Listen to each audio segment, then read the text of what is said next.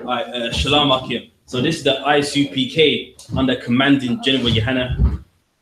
I mean, what we teach that according to the Bible, the black man is the real Jew. You know what I mean? Not according to religion or philosophy. To be a Jew, you gotta be one from birth.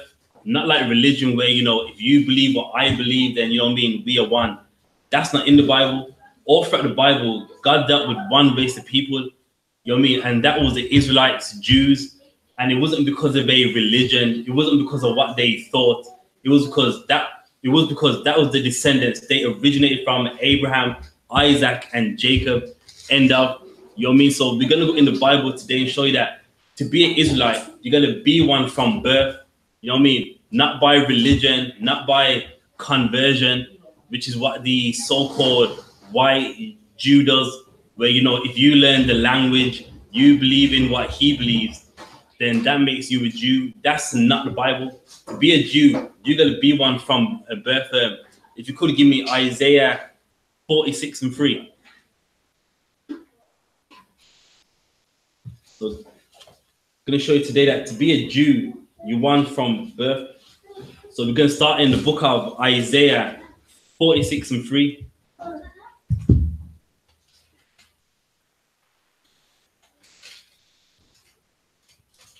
You know what I mean? Everyone always says this. Well, you know what I mean? In the Bible, you're a Jew because you believe in God, and that's not in the Bible. You ain't gonna find it nowhere from the beginning to the end. Genesis, Revelations, Ecclesiastes. You know what I mean? You ain't gonna find that concept nowhere. You got it for me, Isaiah 46:3. Isaiah 46:3. Hearken unto me, O house of Jacob. Saying, hearken unto me, O Jacob, house of Jacob. Who does that represent? The Israelites, all the tribes, Gad, Judah, Manasseh, Ephraim. Hearken unto me. God saying, listen unto me. Read. And all the remnant of the house of Israel. Yeah, read on. Which are born by me from the belly. Which are what? Born by me from the belly. To be an Israelite, you have to be what? Born by me from the belly. So to be a Jew, you got to be born a Jew. Ain't no religion called Judaism. That's not in the Bible. Judaism ain't in here. Jews are born by the belly. Your dad was a Jew. He slept with your mom. And then you was born. You are a Jew. Simple as. You're a Jew born by the belly. Judaism don't exist. No, I read the Torah. And, you know, I got my, what's that thing they wear in their head? A yarmulke. And I got my yarmulke, so you know what I mean, I'm a Jew. That's not the Bible. To be a Jew, you're one born from the belly, man. You're born a Jew. Read on. Which are carried from the womb. Which are carried from the womb. And obviously, anyone that gets born, you come from your mom in that aspect. So the whole point of Judaism, man, you know what I mean, I'm one because I have faith. That's not in the Bible. To be one, you're one carnally, because your dad's one. You're an Israelite. Why? Because your father's an Israelite. You're from the tribe of Benjamin. The only reason why you're from that tribe is because your dad is from that same one too. And that's the Bible. Give me Romans 9:3. Romans 9:3. I mean, all that whole, if you believe and I believe, then what's the problem? That's not in the Bible. But what is in the Bible is God's only coming to save Jews, which are born from the belly, man. With Christ, he's not coming to save people that have faith. He's coming to save physical Jews, man. People that descend from Abraham, Isaac, and Jacob. That's who Christ is coming to save. You got that for me? Romans 9:3. Romans 9:3. For I could wish that myself were a curse from Christ for my brethren. My kinsman. My who? My kinsman. A kinsman is someone from your race. So now, even here, we're talking about people from his race, Paul. With Paul, he was an Israelite, and his kinsmen are Israelites. The people of his race are Jews, Israelites. Read on. My kinsman according to the flesh. And the what? My kinsman according to the flesh. According to the flesh. Not according to my religion, my faith, you know what I mean, according to the flesh. These are physical Israelites, like in the book of Isaiah, born from the belly. You mean, and with Paul, his kinsmen are Israelites according to the flesh, not according to religion, according to ideology, according to faith, according to concepts. He's coming to save carnal, blood-born Israelites. Read on. Who are Israelites. Who are Israelites. So his kinsmen are Israelites. So this whole spiritual Israelite and faith and all those things in the Bible, he's coming to save Israelites according to the flesh, kinsmen, his relatives, people that are from his race. Read on. Whom pertaineth the adoption. The adoption. Does anyone know what the adoption in the Bible represents?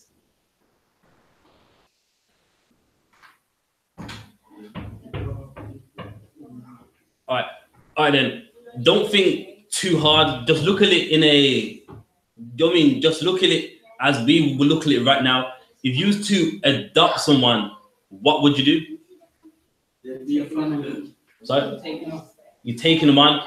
So now he's talking about us as a race of people. So what would that adoption represent? Family. That's true, but what would the adoption represent? Like, what would the Most High do to adopt us? Close.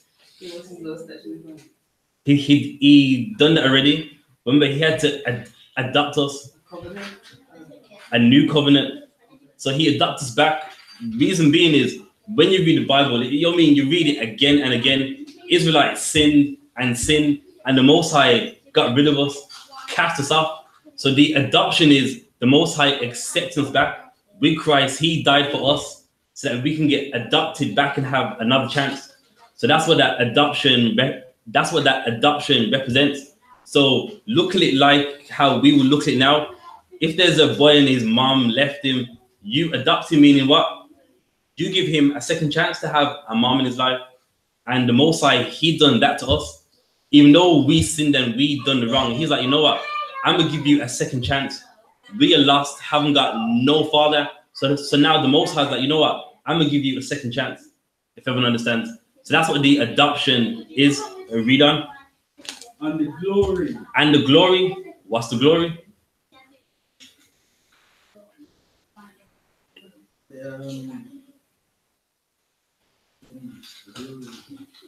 The glory. I mean, like, what do people want when Christ returns? There you have it. That's the glory. And who is that for? Israelites. We read about, you know what I mean, we read about his men who are Israelites, and the glory is only for Israelites. The adoption is only for physical Israelites, not no spiritual Israelites. You got faith, I got faith. That's not in the Bible. All this, what we read now, is for carnal, blood-born Israelites. And read on. And the covenant. And the what? The covenant. And the covenants. So the old and the new. Like in the church, what do people like to say to you? Yes, in like the Bible, when it comes to the old covenant, that was for the Israelites, yes. But the new covenant's for everyone. There's neither Jew nor Gentile, bond nor free. And it don't mean that, by the way. You know what I mean? If you want to break it on that, I can do it for you. But that don't mean what they think it means. The Bible says the covenants, meaning the old and the new, is for Israelites born of the belly. Read on. And the giving of the law. And the giving of the law.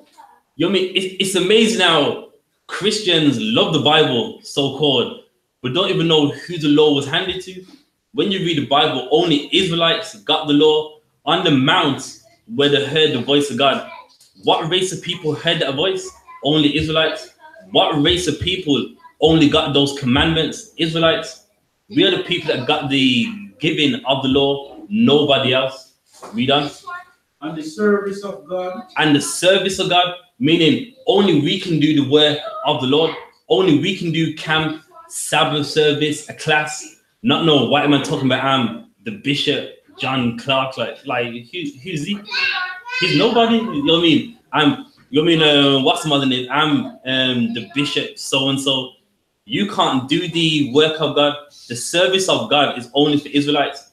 You know what I mean? If no one under the UPK, like if there's someone out there doing some alleged work and it's not under the UPK, they're not working, man. They think they are, but they're not. They just say religion doing what religions do, but only Israelites can do the work of God. Not no white pastor, Indian deacon, you know what I mean? All them things. They can't do the work of God. Talking about, I gave my life to Jesus and I'm going to preach the gospel. God don't want you to preach no gospel, man. God told the Israelites only they can do it, man. The service is only for the Israelites. And is that what I'm saying? No, it's not. That's what the Bible's saying. Romans 9:5. The services of God are only for the Israelites. Read on. And the promises. And the what? And the promises. So now, what does that represent in the Bible? The promises.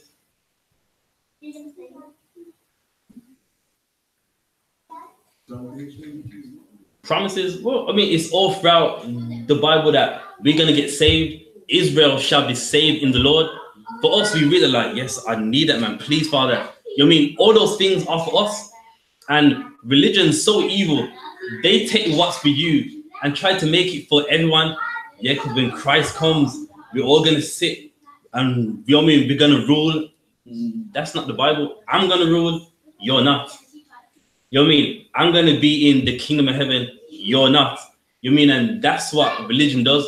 All the promises that are for you, they take and make it for everyone. They make it like, you know what I mean? If you read this Bible, that's you too. But it's not. It's only for Israelites. Only for Israelites which are born from the belly. Read on. Whose are the fathers? Whose are the what? Whose are the fathers? Are the fathers. And obviously now, any dad, he's the one that brings forth the race. So he's saying, you know what I mean, all the way back of them, read on. You know what I mean? Of like those men, the descendants of those men, read on. And of whom, as concerning the flesh, Christ came. So now with Christ, he only came for physical Israelites according to the flesh.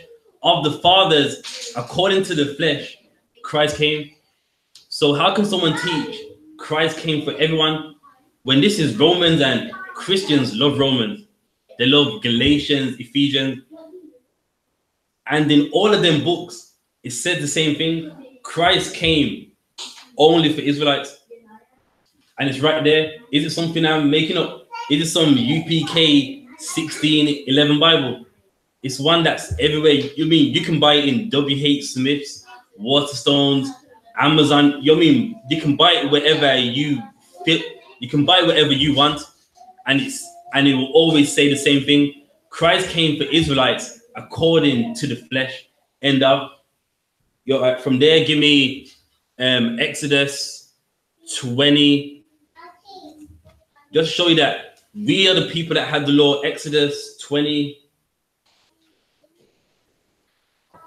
One second.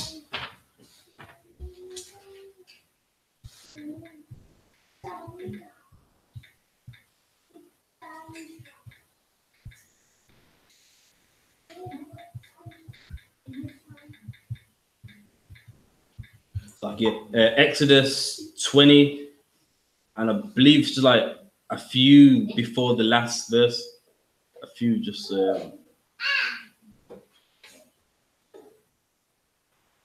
One second. Exodus 20, and you can start at verse 18.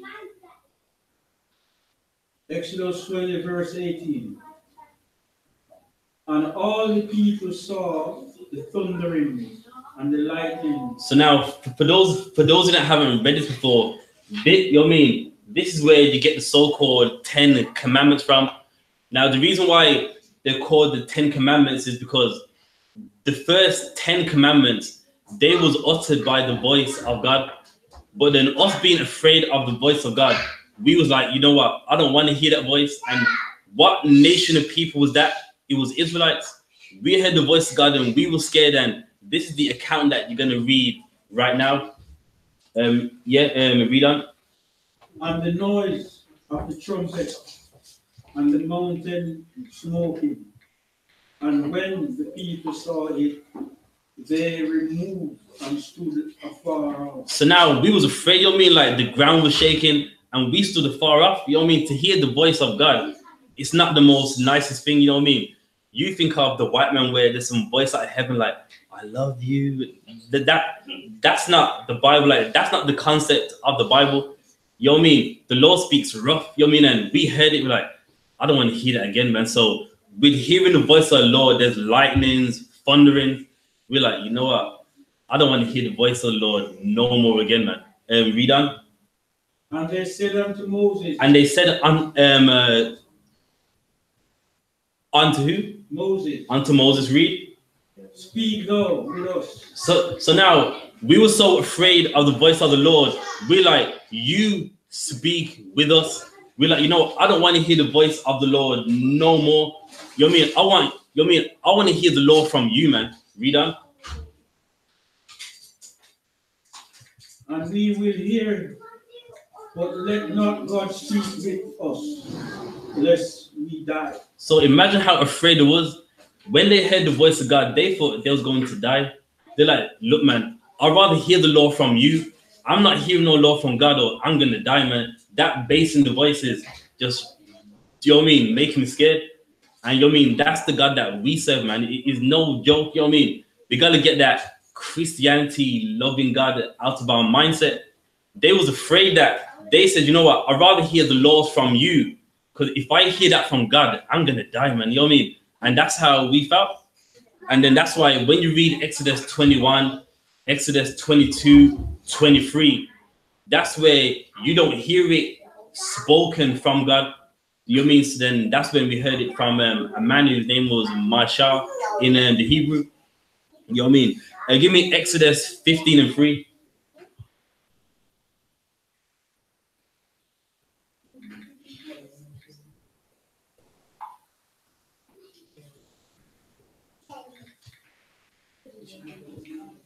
Exodus 15 and 3.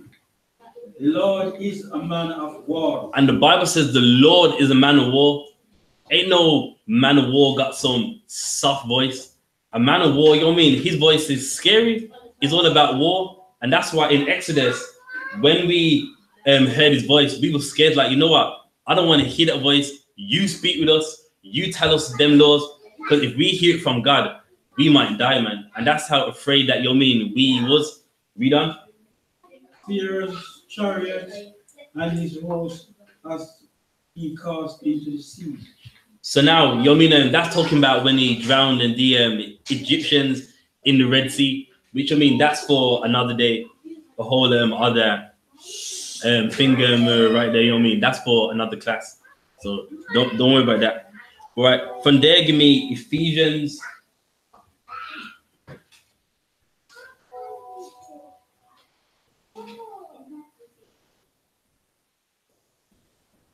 One second. Yeah, give me Ephesians. Bear me.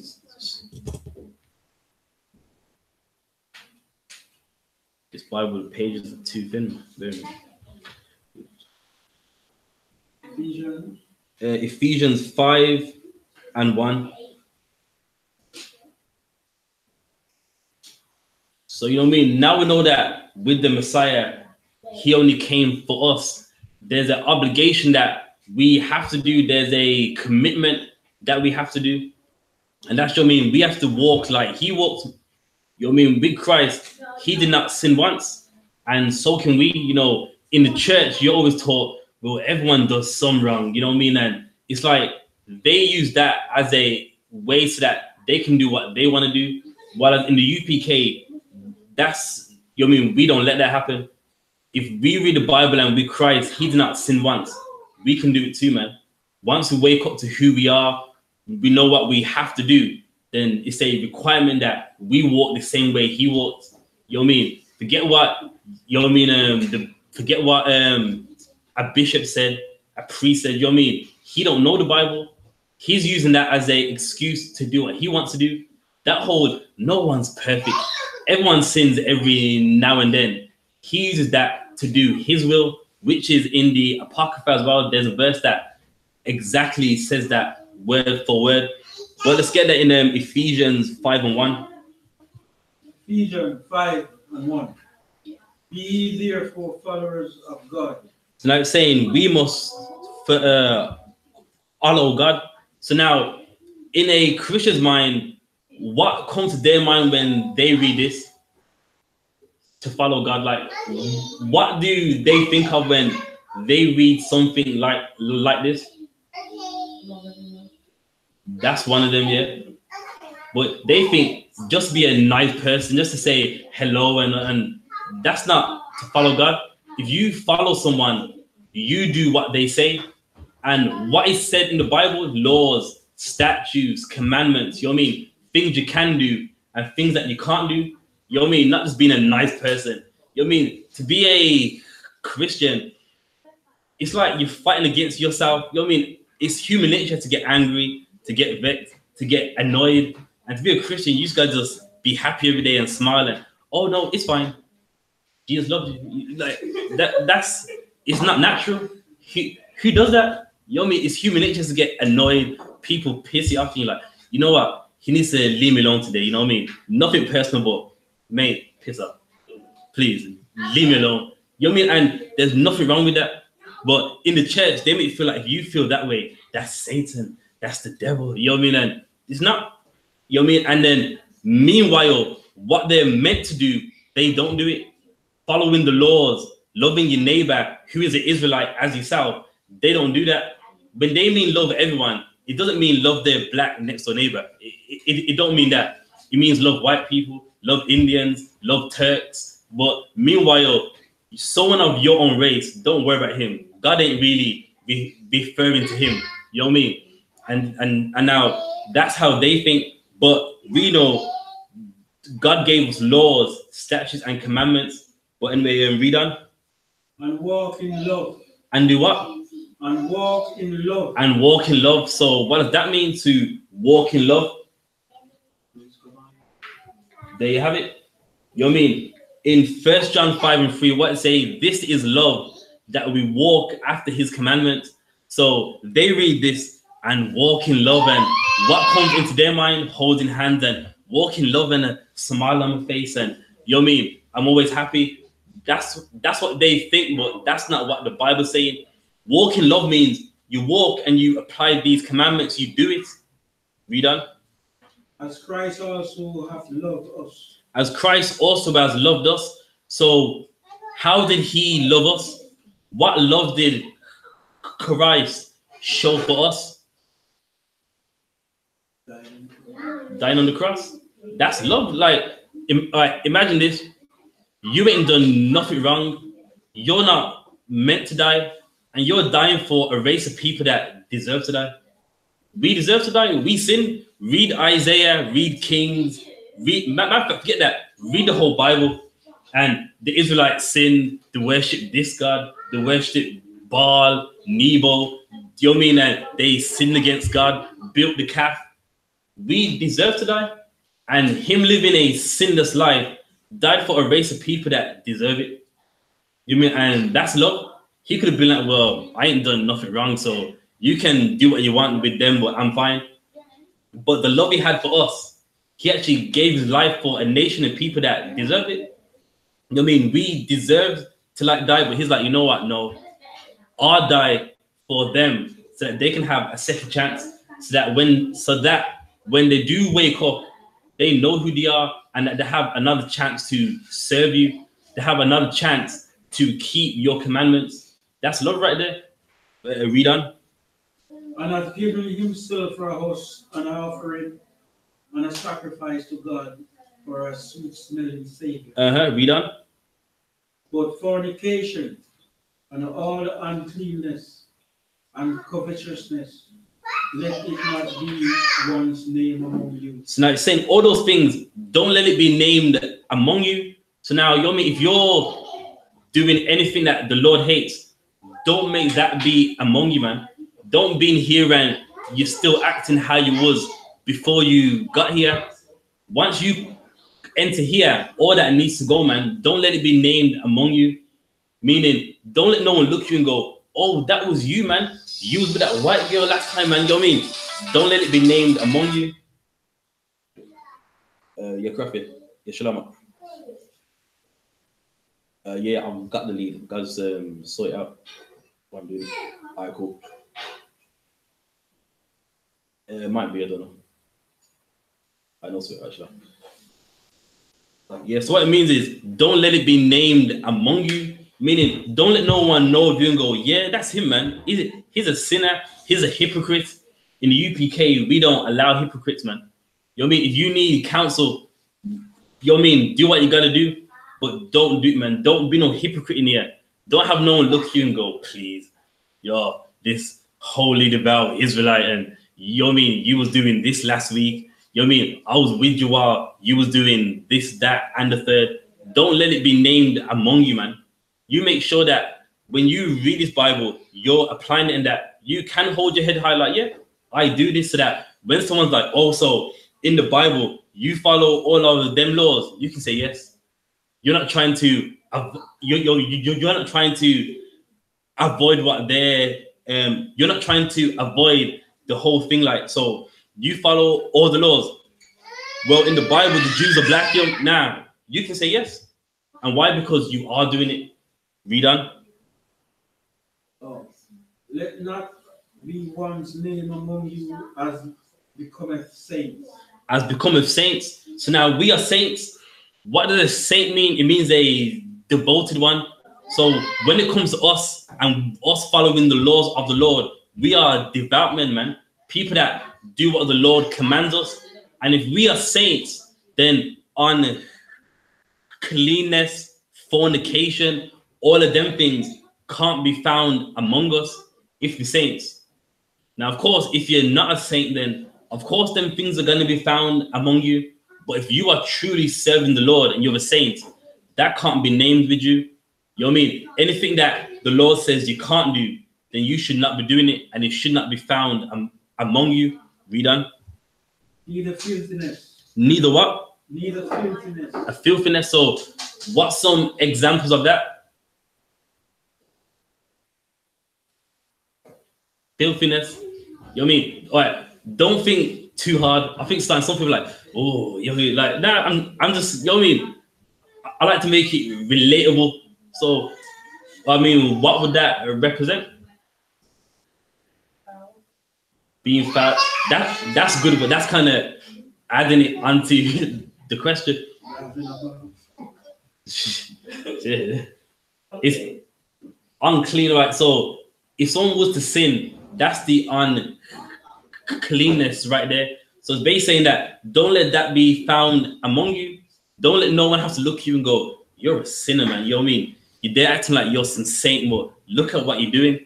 Don't let it be found among you. Read on. No foolish talking. No foolish talking.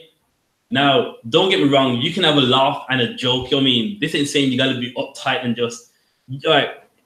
You ever met someone? Now, it's not in the UPK, it's in the world. And they try to be Mr. Righteous. You're making a joke. Listen, man, I'm serving God, you know. I don't really joke with things like that. You know what I mean? My life's in the Bible, you know. I'm sorry, like, that's not what this is on about. The foolish talking is things that don't mean anything. So, for example, you can have a nice car, nothing wrong with that. Now, if you worship that car and all you do is talk about that car every day, yeah, man, I've fixed the camshaft, I got some new wheels in it, then that's when it starts to fit into that category right there. You know what I mean? You're talking about things that don't benefit anybody. Of course, we have our laughs and jokes and that. That's it. I'd be like talking about the earth being flat, being round. And that too, yeah, them things don't help nobody.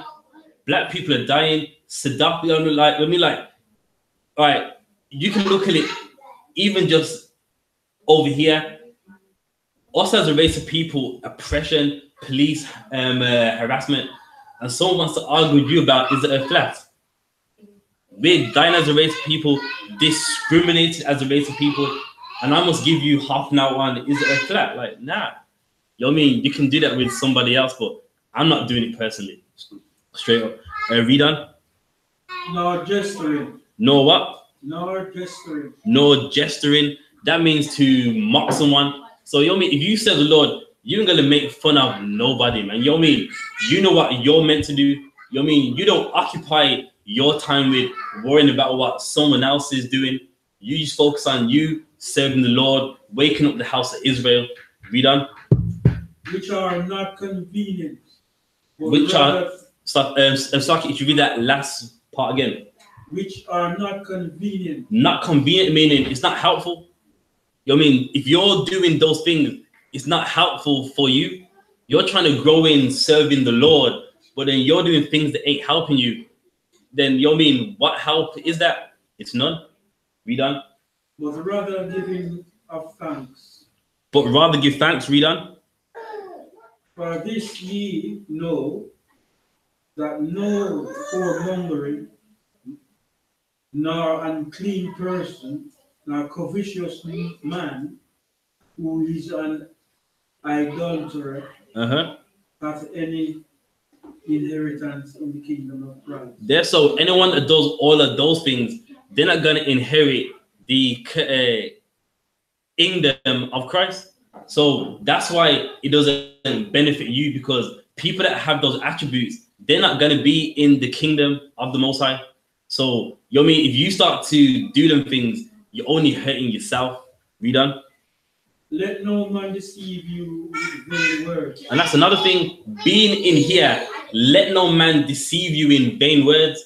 You know what I mean? Everyone's giving ear to what some philosophies, flat earth, Pan-Africanism, the Bible stolen from Egypt. Them things right there, they're vain words. Why? Because a lot of times people don't even have no evidence for it. A lot of it just comes down to opinion, and you're giving ear to someone's opinion. And one thing with being in here, always look like this. Who are they? The problem that people have is they worship people. Someone talks very eloquent. Now he's smart. He must be right. You know what I mean? He's using big words. He has to be right. No. So, you know what I mean? Just because he uses big words doesn't make you right. You know what I mean? Just because you sound well educated doesn't make you right. And that's why the Bible is saying, let no man deceive you in vain words. Read on. For because of these things cometh the wrath of God upon the children of disobedience. And that's key. So because of those vain words, the wrath of God comes upon you. Why does the wrath of God come upon you? Because of someone's vain words.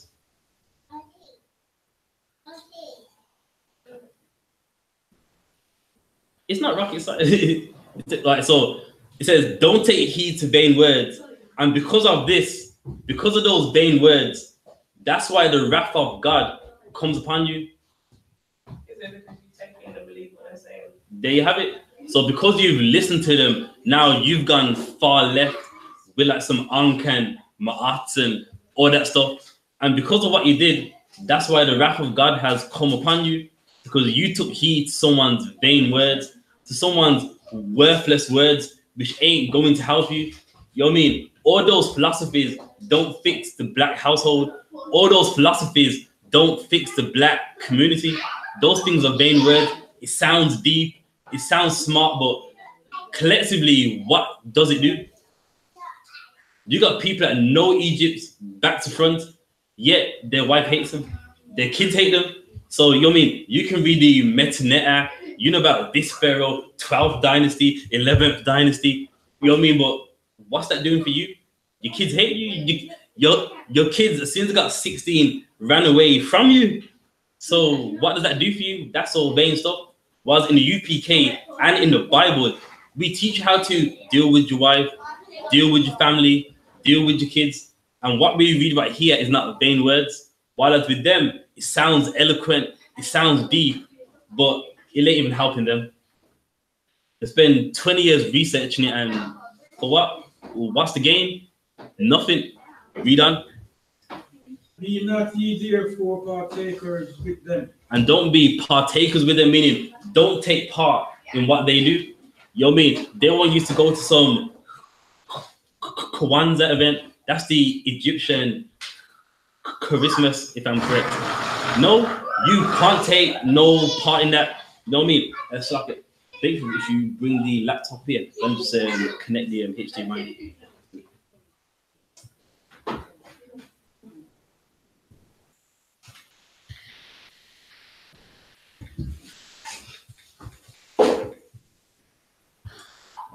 Yeah, so you know what I mean? So you can't partake with them.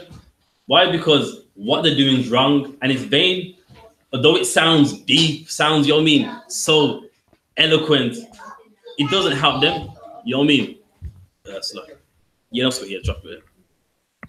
I'll hook it up. Yeah, if you want, you can read on. I'll break it down while I'm. For ye were sometime darkness. And guess what? That's us. We was in the darkness. So now, what does the darkness represent? Sin. That's right. Or all the life that we once was in. We was in darkness. We was in the mosque. We was in the church. We was in Rastafarian talking about Selassie is the second coming of Christ and you know what I mean, all that stuff. We was in that darkness too. You know what I mean? It's not rocket science. Everyone that was in here wasn't born into this. All of us came from some form of religion, some form of philosophy. You know what I mean? Every single one of us came from something. You know what I mean? And that's the darkness right there. Every single one of us came from something in the world. You know what I mean? Some people saying the black man's God, the black woman's God. You know what I mean? All that stuff. That's what that darkness is. And all of us at one point, we was caught up in that darkness. Read on. But no, nor ye light in the Lord. But now we have light in the Lord. What does that light represent? The truth. Yeah, that's it. So now we have the way. We don't have to wander in darkness no more, wondering about who are we, searching for an answer. Because I'm sure a lot of us that entered here, why was it we needed an answer? It's not rocket science. You look outside, black people dying, suffering. And if you look around and just turn off the music for a second and look, everyone wants an answer. Everyone that joins any philosophy, religion, what do you want? An answer? Any Israelite any Israelite that is in a mosque, why is it in the mosque? For an answer. He wants to know what Allah can do for him. Any black man that is in a church, why is it in that church? To know what to know what God can do for him. And likewise, we were the same way. But you know what I mean? The thing that we find out is the answers ain't in those religions. The answers are in the UPK. You know what I mean? In the mosque, they don't even answer it. You go to them, okay, why is it always us? Like, all right, let's go down about 600 years, black people suffering, oppression, West Indies having our backs whipped, and your sheikh or your imam, he can't even answer that. You know what I mean? What he's going to do is talk about Allah's great and the devil and wickedness, but why did it happen? And they can't answer it. In the church, you say the same thing, your pastor can't answer it. He's going to say, it's the devil and evil and sin. Yeah, but why only us though? With a nation that is oppressed more than anyone else, and they can't answer it. Why? Because they don't have no answers. Read on. Walk as children of light. And that's us. We got to walk as the kids of light. You know what I mean? And of course, the light represents the way. Yeah, read on. For the fruit of the Spirit is in all goodness and righteousness. All right, no sweat. Give me Isaiah 56 and 10.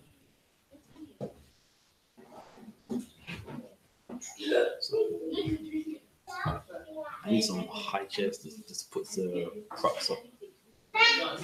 Yeah, quite a few. Just put the laptop here so you can connect. Even a lot. Yes, give me Isaiah 56 and 10. It's like it.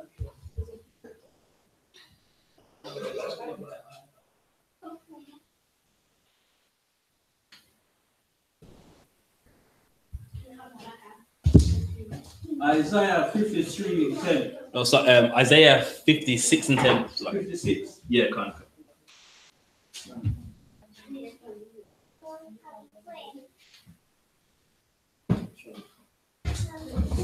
Isaiah 56:10. His watchmen are blind. And a watchman represents like a sheikh or someone like that. And they're blind. That's why you can't get no answers from them. They're blind. You mean you're in the church begging your pastor, why us, pastor? You mean we're oppressed, man? You know what I mean? Why always us? Us as a race of people. Can't speak on the table. Think it might do. Or if you pass me that one, they're probably that one's too long. Yeah. Too long. A guy. It might be a little bit higher personally, but we went with it. Try? Yeah, it's worth a try. So just read that one more time. Isaiah 56 and 10. His watchmen are blind. And they're blind. They're blind to what? The knowledge of God, man. They're blind to reality. It's funny how a pastor in the church can sing about Christ coming back, amazing grace, and outside the church, what do you see? Drugs being sold, fights. He's blind. How are you going to be singing about all of that stuff? And then when you see the reality, you know what I mean? It's not what you're singing about. That's how you know your pastor's blind. It's common sense that what is seen out there in the world, you know what I mean? Why don't we talk about that? I'm in a church talking about singing and dancing, and when Christ comes, I'm going to be with him in the sky. But let's look outside, and only someone who can't see, blind, is going to do something like that. When there's a reality outside and we don't address that, you know what I mean? There's so much going on, but in church, your pastor never ever talks about any of that. Read on. They are all ignorant. And they're all ignorant. What does the word ignorant mean? Well, you can use it in that sense, but in its basic term, what does the word ignorant mean? You don't know. You don't know, yeah? Ignorance, a Latin word, ignoramus. It's a real word, and it means you don't know. And a lot of these pastors, they just don't know. A lot of times, I mean, we give them a hard time, but the truth is, a lot of them just don't know. They just, you know what I mean, not educated in the Bible, not educated in anything, even in history. Do you want to know a fact? When you read the Bible and you read about, you know what I mean, and like they went to this place, that place, you know that your pastor don't know where them lands even are. You read the Bible, Medes Empire, where's the Medes? Did you want to know what your pastor? You want to know what he's going to say? Well, that's got nothing to do with Christ and love, brother. When the Bible is a realistic book, those Jews went there. So is it wrong for me to look at where they went? But he's ignorant. He don't know the Bible, don't know about God, doesn't know anything. Read on. They are all dumb dogs. And they are all dumb dogs. The dumb in this context ain't talking about dumb like someone who's not wise. Dumb as in someone that can't talk. You know, like you have that dollar and you put your hand through its back, and then you speak. You know, people that like they got the dollar like it's talking, but it's them. What's the correct word for it?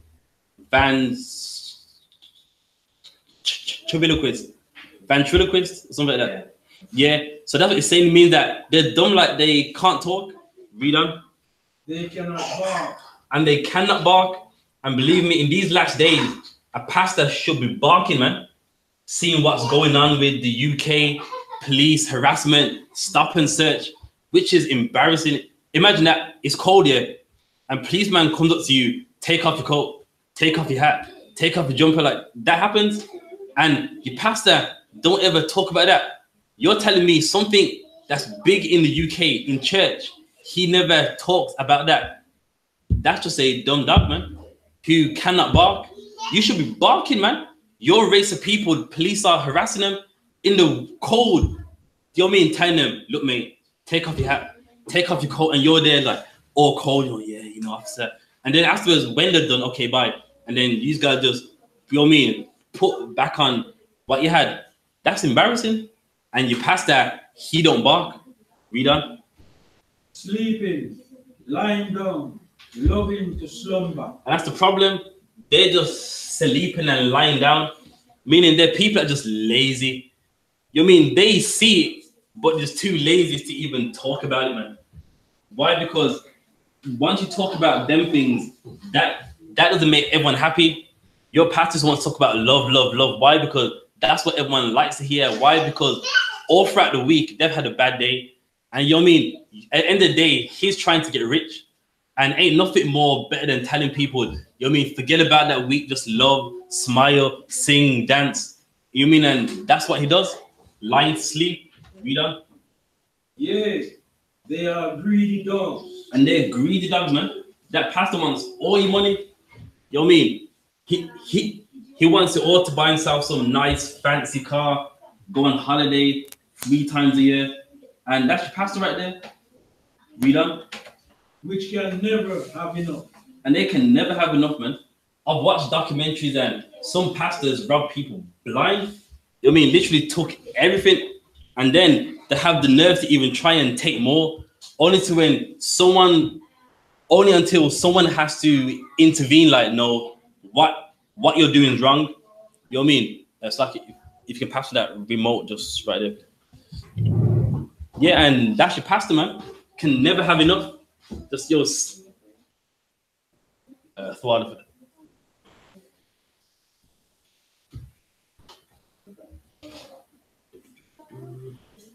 Yes. Yeah. Go on. You read. And they are shepherds that cannot understand. And they can't understand, meaning all they care about is themselves. So now you got your pastor, you know me, my wife and us having problems, and he don't want to understand. Why? Because he don't care. He only cares about what you can do for him, not about what, you know what I mean, he can do for you. That's why he can't understand. You know what I mean? You go to him, yeah, pastor, you know what I mean, I got problems, and he don't want to help you. He don't want to understand. Why? Because he's selfish. He only cares about what benefits him. That's why he don't understand. Read on. They all look to their own way. And they all look to their own way, meaning all they care about is themselves. They care about what benefits them. All of them look to their way, what benefits them. Pay your tithes, pay this fund, roof fund, gas bill, floor fund, chair fund. You know what I mean? In the church, everyone's paying everything. And then the church look the same. My grandma went to church for damn near 30 years, and everyone's paying this, paying that. And the church looks the exact same. You know what I mean? Yeah, we got to pay for the roof. You know, there's a leak. You know what I mean? And that leak's been there for how long? You know what I mean? He's just looking to his own way. Read on. Everyone for his gain. And everyone for his gain. What's a gain? Something that benefits you. And that's your pastors. And not even just them. That's your sheikhs. That's your imams too, man. What's some other religions? Afrocentrism and all that. That's all of them. All of them look for their gain. You know what I mean? They're not doing it to help you. They only let you know what they think they have so that you can help them. And you see it all the time. Why is it you as a man of God, you're writing books? Like, isn't the Bible the only book that we need to be reading? Everyone, I'm writing this book called The Power of God by T.D. Jakes. The Walk Between You and God by Bishop Eddie Long, and God Loves You by Minister so-and-so. You know what I mean? All of that. Why? Because they want money. All of it is for their gain and for what benefits them. Read on. From his quarter. From his quarters, read on. Come ye, say they, I will fetch wine, and I will fill ourselves with strong drink. And that's them, man. They're saying, come, I'll make you happy. Not that I'll actually help you. I'll actually solve any issues you have. They're just like, come, man, you know what I mean? I'll make you feel good. You just come to church and I'll make you feel very good. That's all what they're about. They're not about understanding, solving the problems that you have. They're just all about themselves. And that's what you see in the church. It's all about what you can do for them. And that's what it means by come ye, I will get you wine. Meaning, come, man, I'll make you feel good, man. You come in the church, and you know what I mean? First we're gonna sing, then we're gonna sing some extra hymns, Then we're going to dance. And that's what it is. Read on.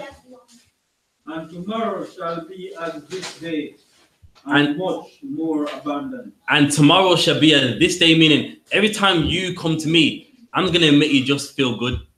You're not going to learn nothing. You're not going to know about the Lord. You're just going to just sing and dance, feel good. You know what I mean? And that's what they're all about. Give me Isaiah 29:9.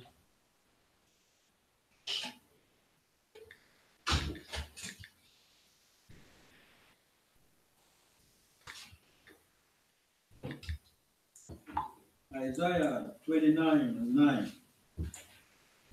Stay yourself and wonder. All right, so now the Lord's saying something to the meaning sedate and wonder, meaning ask yourself, just look around, and that's something that a lot of us don't do. Like, we just basically live and just basically get on with what we do.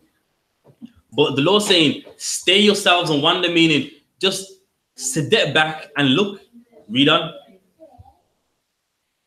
Cry ye out and cry. So hang on. So now he's saying, now that you've stepped back and looked, you're going to cry ye out, meaning from what you see, you're going to cry. Read on. They are drunken, but not with wine. So what does that part mean? We are drunken, but not with wine.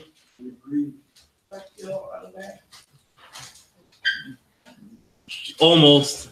We are drunken, but not with wine. All right, I'll make it easy for you. In the black community, what do we have a lot of?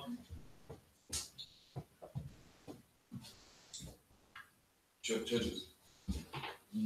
That's one of them, but we have a lot of philosophies, religions, and that's a lot of what we have. So like, imagine someone on wine, they may stagger to the right, stagger backwards, and that's us.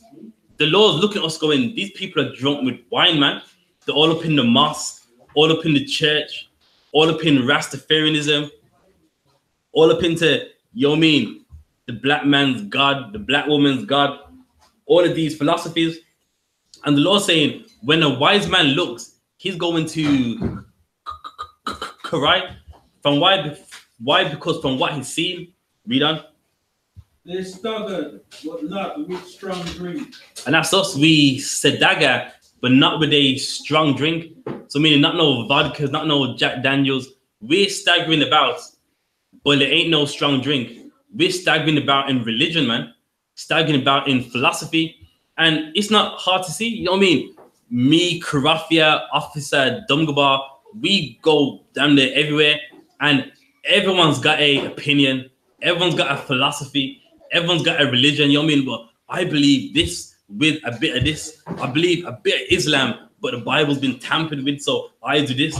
Us as a race of people, we're full of philosophies and opinions, man. We're those people staggering, but not with strong drink. Read on. For the Lord has poured out upon you the spirit of deep sleep. For the Lord has poured upon us the spirit of deep sleep. And that's us. We are asleep, man, to what's going on. We're asleep to, you know what I mean, what's going on in the world, man. You watch the news and you can see we're living in the last days, but we're just asleep as a race of people. We're just asleep to the fashion. We're just like, the only things we ever care about are the things that are just around us. But meanwhile, the things that matter, we are totally unaware of it, man. Read on. And has closed your eyes. The prophets and your rulers, the sheer hath been covered. And the Most High, He shut all of our eyes. And it's not hard to see. Your imam, your pastor, your deacon, you know, the sole reason why they don't know anything is simply because the Lord shut their eyes. People make it difficult. Why don't He know? Of course He don't know, but the whole point of why He don't know is simply because the Lord shut His eyes. He's in the church thinking He knows the Bible. You know what I mean? He's up in the church, the Bible underneath his arm, talking about, you know what I mean? He's read the Bible 20 years and doesn't even know the basic fundamentals, man. When you ask him, okay, so who received the laws? Everybody.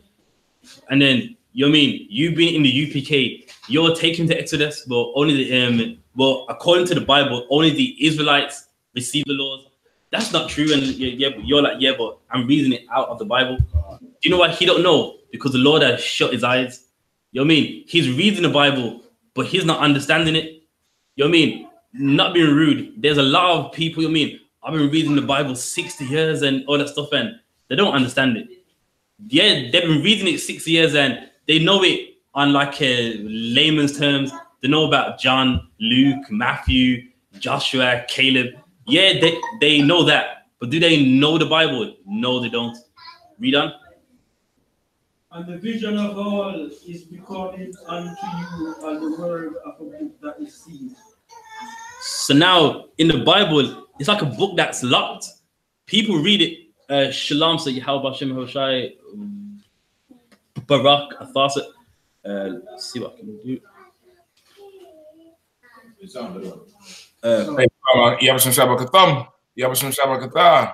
Lots of Salaki, so 1 second. Let's go get the sound out. Coffee. If you unplug.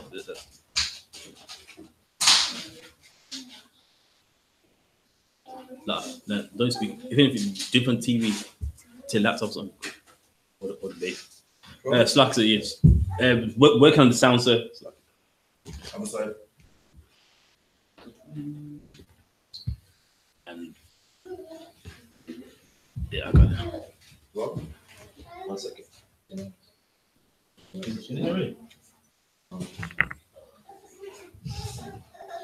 Slack.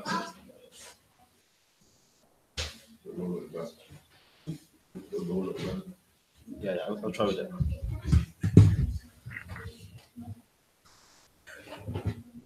Just hold it up. When speaking,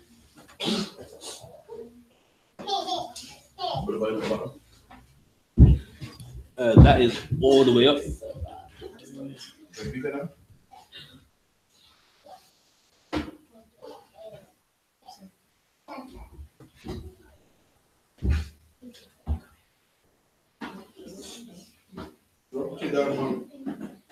Yeah.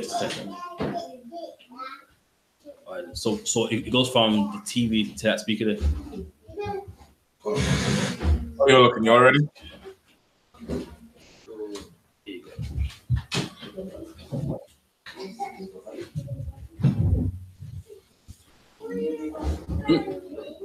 Oh, so you hear me now?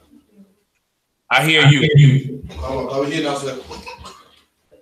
Can't say we can use it. All right, no sweat. That's like the talk. Okay, this is about the top off, all right? Yeah, perfect. Let me know once you're ready.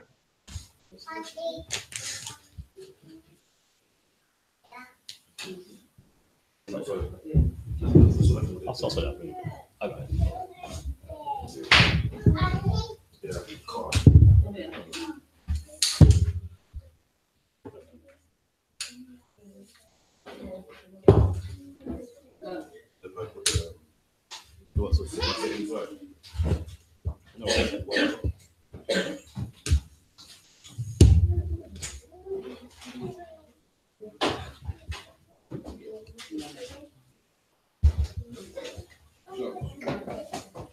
All right, let's get to it. Get that camera at the top. Oh, I got it.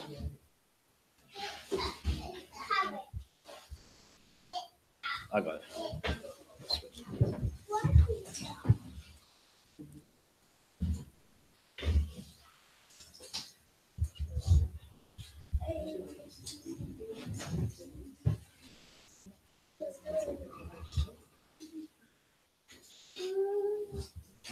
Too bad.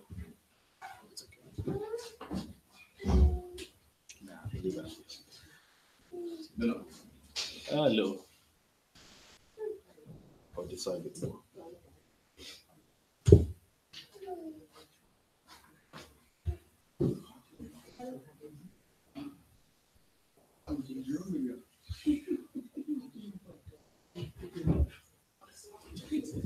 Crap, if you just happen to bring the table back a second. I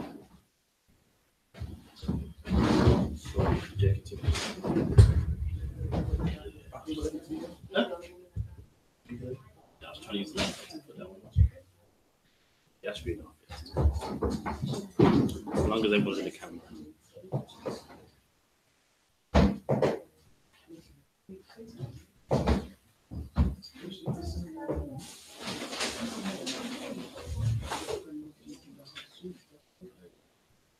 It's okay. It's okay.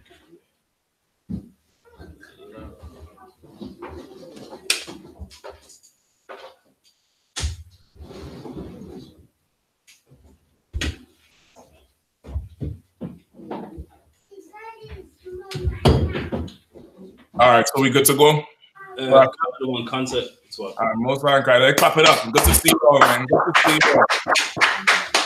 All right, we have everything about to come. To all the brothers, Yashima, but Shami, I was shy to all the sisters. And good to see you all make it down there today. I see Margot Wall back in the house again. I mean, trooping hard. Rasha, where you left off at? I was reading Isaiah 29:9, sir. Okay, this was a question, or this was something else you was going into? I was just going into it, sir. So, okay, what was it? What was your topic? Like, it was just about, you know what I mean, about a pastor that why he can't speak about the things that are happening. So, like, you know what I mean, like all the events, all the knife crime and stuff like that, because he can't see, sir. Right, he's blinded. Can't say, that's right. All right, you have give me Micah 3:11 on that one. Also, Akim and Aquathian, tonight we're gonna go into the history of New Year's Day, and of course deal with the whole Brexit issue. Everybody clear on everybody has that breakdown on New Year's. Everybody understands it. Hello, Pastor. All right, give me Micah 3:11 first. Hello, Pastor. Micah 3:11. Yeah. Micah 3:11. The head thereof judge for reward. All right. So also to Parashi, I know you just keep your eye on that Facebook stream. Let me know how, you know, if it's running smooth or not. All right. Concert. All right. Go ahead.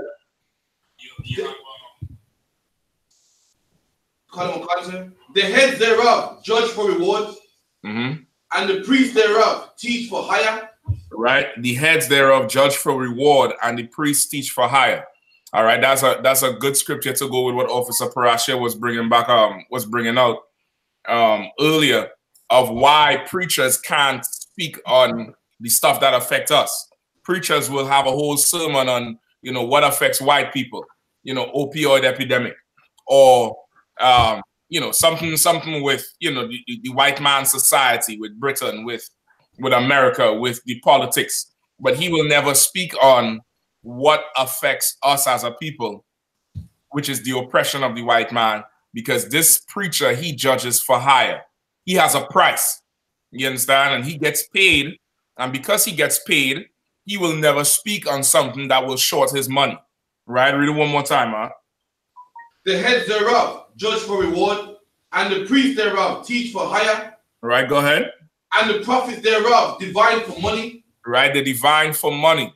Right, you look at any so-called black leader today, they're interested in the money that is involved in any situation, in any topic, in any circumstance, any situation that involves us, where they have to come and say what the real deal is.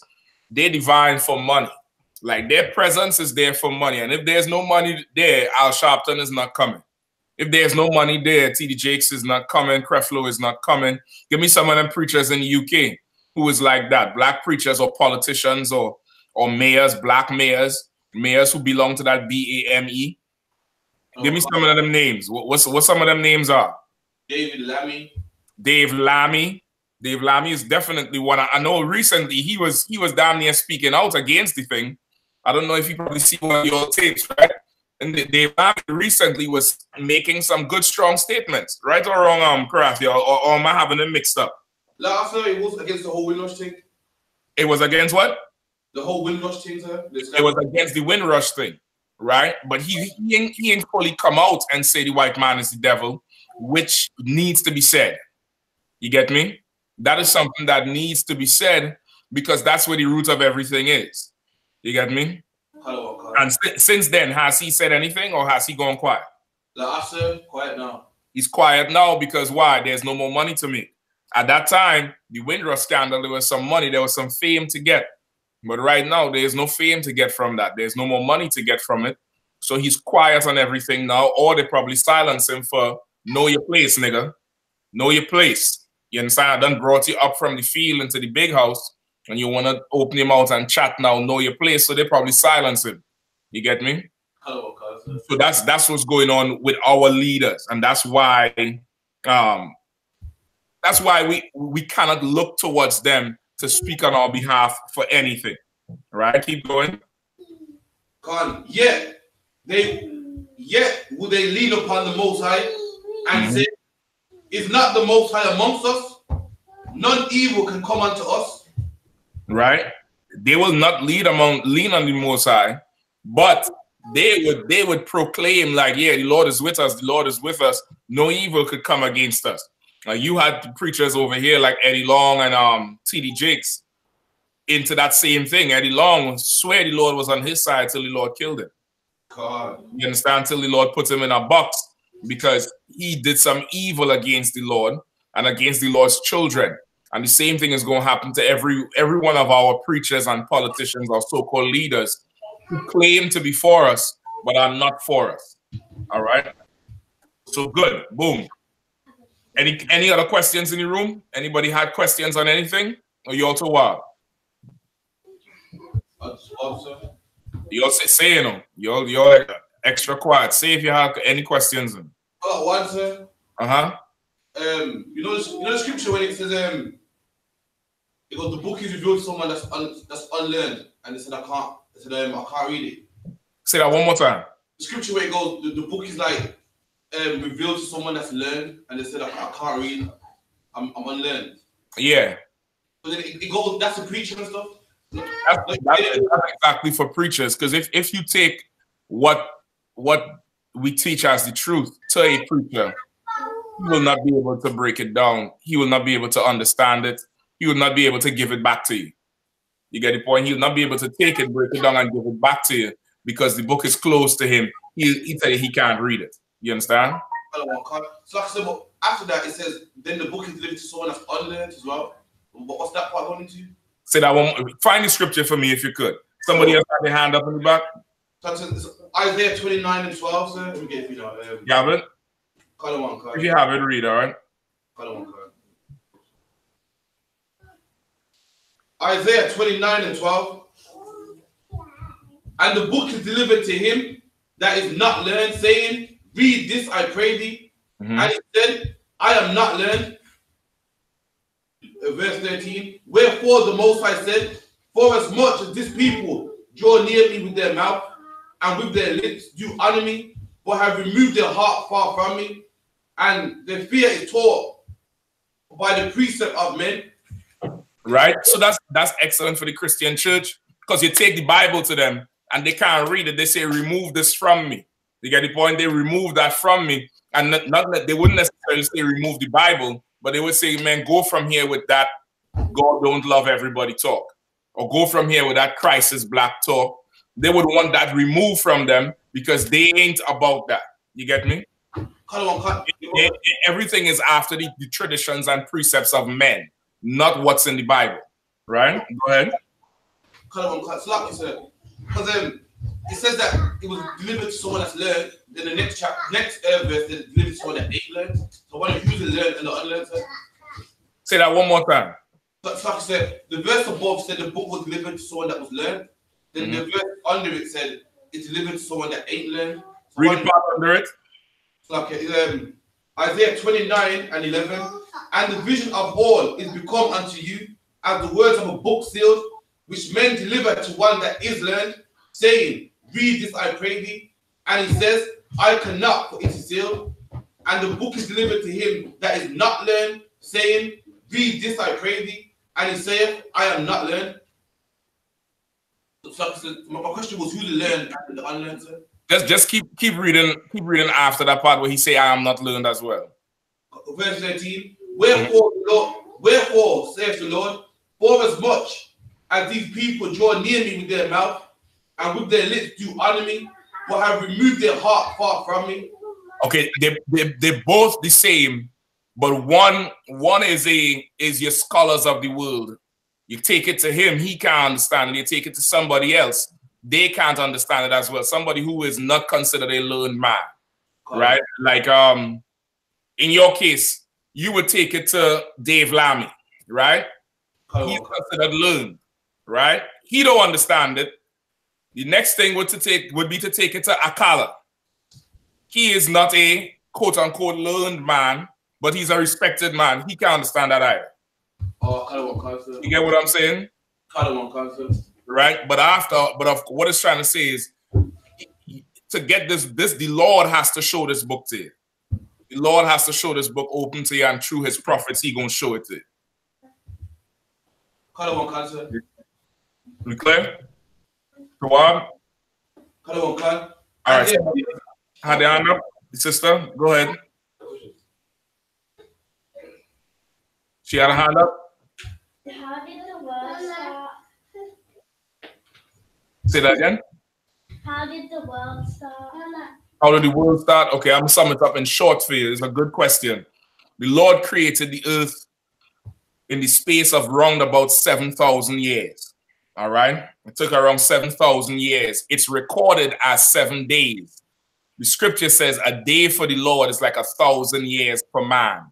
So when it says 7 days, that's the Lord's time. But it's round about 7,000 years, or a very, very long time. It took to create the earth. He created it in stages. He cleared you read Genesis chapter 1, you're going to understand it. It might be a little bit tricky. If we want next week, we could go over it once we have a little bit more time, or with one of the other classes, the brothers could go over it for you. But the Most High power Yahweh, Christ, who was with the Most High in the beginning, and the angels, they all created the earth and what we know as the earth and the atmosphere, star, space, everything, land, sea, animals, birds, trees, the vegetation, and then man and woman. All right? And man, when it says man and woman, it's talking about mankind and womankind. He did not create Adam and Eve first. Adam and Eve were on the earth already. He created them what, on the 5th day or the 6th day? He created mankind. On the 7th day is when he gave Adam the truth. And that's when it talks about he formed Adam from the dust. If you read it, it doesn't say he created Adam.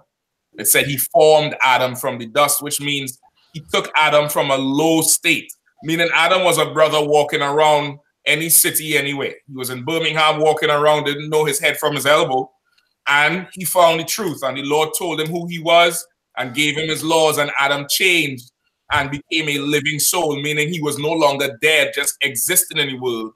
But now he started living according to how the Lord wanted him to live. And then Adam took a woman, Eve, a rib. As how we call, when a brother has a wife in the truth, you call her a rib. That's basically the creation of the earth.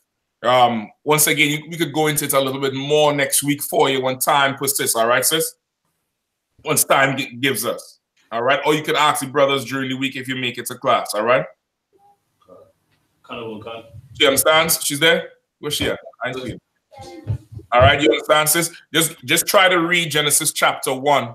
And whatever you don't understand, put a little dot by it or a question mark, and you could bring it to class and we'll get it, all right? All right, sis? Yeah. All right, no sweat. All right, cool. Let's start with Brexit, and we'll do the New Year's afterwards, all right? All right, Brexit. So what's going on with Brexit right now? Somebody help me out. Bring me up to speed. Rasha, where you at? You up front? I mean, cousin. I mean, all right. What's going on now is they're trying to see what they can do, because even though a lot of the European countries, they're going to leave the UK, so they're trying to see what they can do. So like, you mean this? So like, even though they want to leave, they're trying to basically have as much. They're trying to basically maintain what they already have. So like, I forgot her name, Theresa May.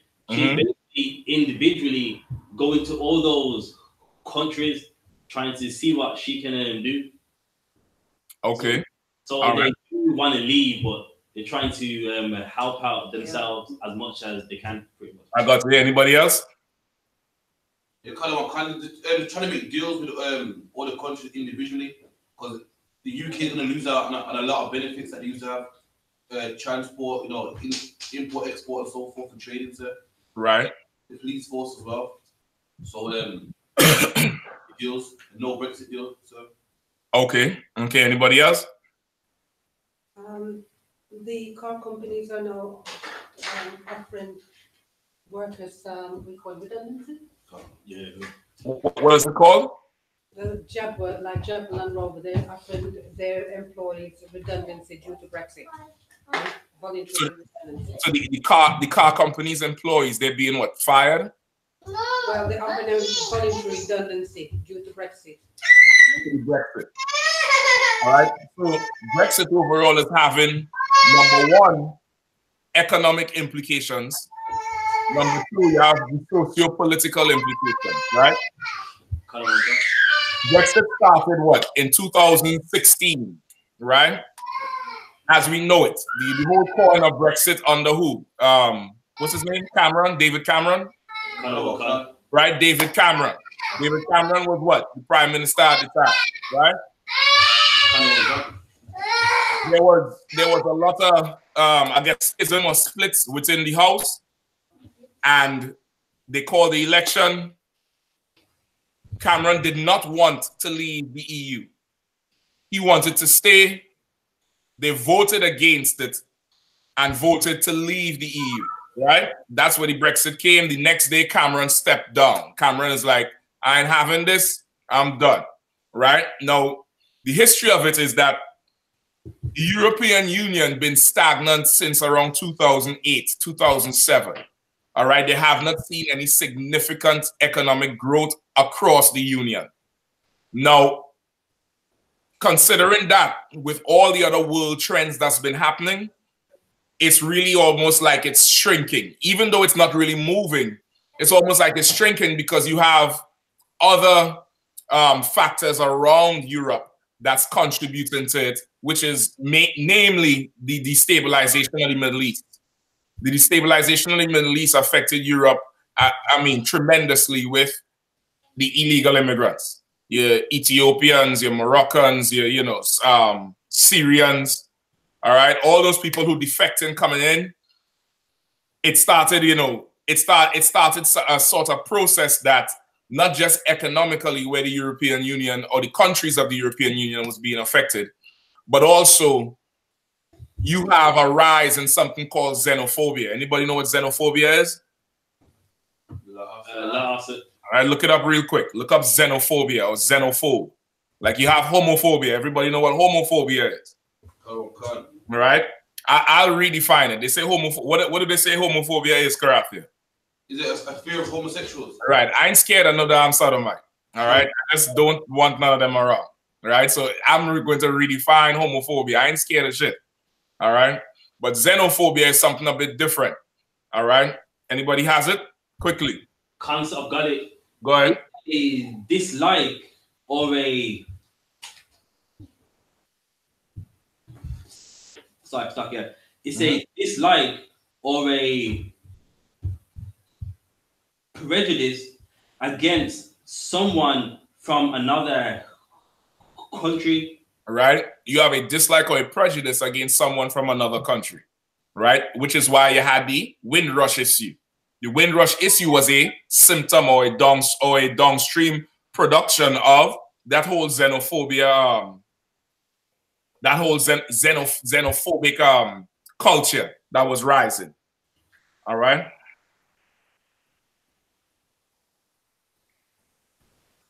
So now, since 2008 coming up, It was successively. They had money problems, border problems, political problems, right? Bang, 2015, 2016, you have the whole talk of let's leave the EU. So the UK is who? Britain, Wales, who else? Scotland and Ireland? Northern Ireland, sir. Scotland and Northern Ireland, right? That's the four, right? Now you have, even in the parliament, separation, right? What was the main separation in that during that time? What was the separation of? Was it conservatives? Was it the Democrats? Was it what? What was the separation really at that time? If you all paid attention to it, or if you all know. So like I said, from the understanding I have, it was about it was like what happened was a lot of racist white people, they were sick of all the immigrants, and I believe a lot of them, they was Democrats. So they was like, you know, we want them gone, and they was complaining about they all hogging the NHS, and that's what kind of started it, sir, between the political groups that there was. Right. So now you have really, okay, and it's not just among the groups, but you have now the people in England who have the money, who run the countries, whether they're conservative, whether they're part of the Democratic Party, whatever party they align themselves to, or whether they're the opposition. You have members of each one of those groups who are extremely rich, and rich people, all they care about is their bottom line. So now, if you have damn near over close to 10 years of economic stagnation, to a businessman, that is, you know, a loss. That's not a profit. That's regression. That's not progress. So of course, they want to start to now look at, if this is going on in the EU, eventually this will come to Britain. If the EU is this stagnant, eventually it'll come to the UK and Britain is going to suffer. You get me? So now there's like, you know what? Let's break away from the EU. Now this is as the UK. They don't want to break away as Britain. Straight off the back, they had to break away as UK first, right? So now they started wrangling up, had the vote with Cameron, voted against it. It was very close. It was something like 52 to leave, 40 something to stay. But when you look at the places, especially in Britain, that voted, those places that voted was places that had a strong sense of xenophobia, a strong sense of nationalist. You know, them people who like Tommy Morrison and Britain First, those are the people who was heavy into let's leave, let's take our country back. This is all around the time of Trump having that rhetoric of make America great again. That whole white pride, national pride, that mixed with the economic, or what they think is economic hardship, is what drove the whole thing of Brexit, right? So now it started in 2016. Anybody knows the process of Brexit? How would they leave? Now also too, when they had the vote, Britain voted to leave. Wales, I think, voted to leave. Ireland and Scotland wanted to stay. So it's still split down the middle, right? But in all the votes, the majority of people wanted to leave. So I believe that's where they pushed still to leave. So anybody knows the process of the Brexit? After the vote, what happened? After that local vote they had, what happened? After that vote, they had another one, because not everyone was happy about it. Some were saying that it would hurt England more if they leave. So Theresa May also called a vote as well, sir. Okay, the vote she called, you talking about the recent one? Concert. Okay, that recent one is after. I'm gonna explain that recent one. And it's okay. The reason I'm going into it is because if you try to follow what the hell they do, and they'll confuse you behind with what all the nonsense they doing, because really they're trying to hide their greed and lust for money. They're really just trying to hide their greed and their lust and their fear of losing money behind the politics. All right. When after Cameron had that vote, the next thing when Theresa May in kind of by default, because Cameron stepped down, the next thing was that you have to enact Article 50, right? Article 50 is you enacting that to now start the process of voluntarily leaving the EU. The EU is made up of, I think, 28 or 20-something states, 20-something states across Europe. You know, Germany is part of it, France, they're all part of that thing, right?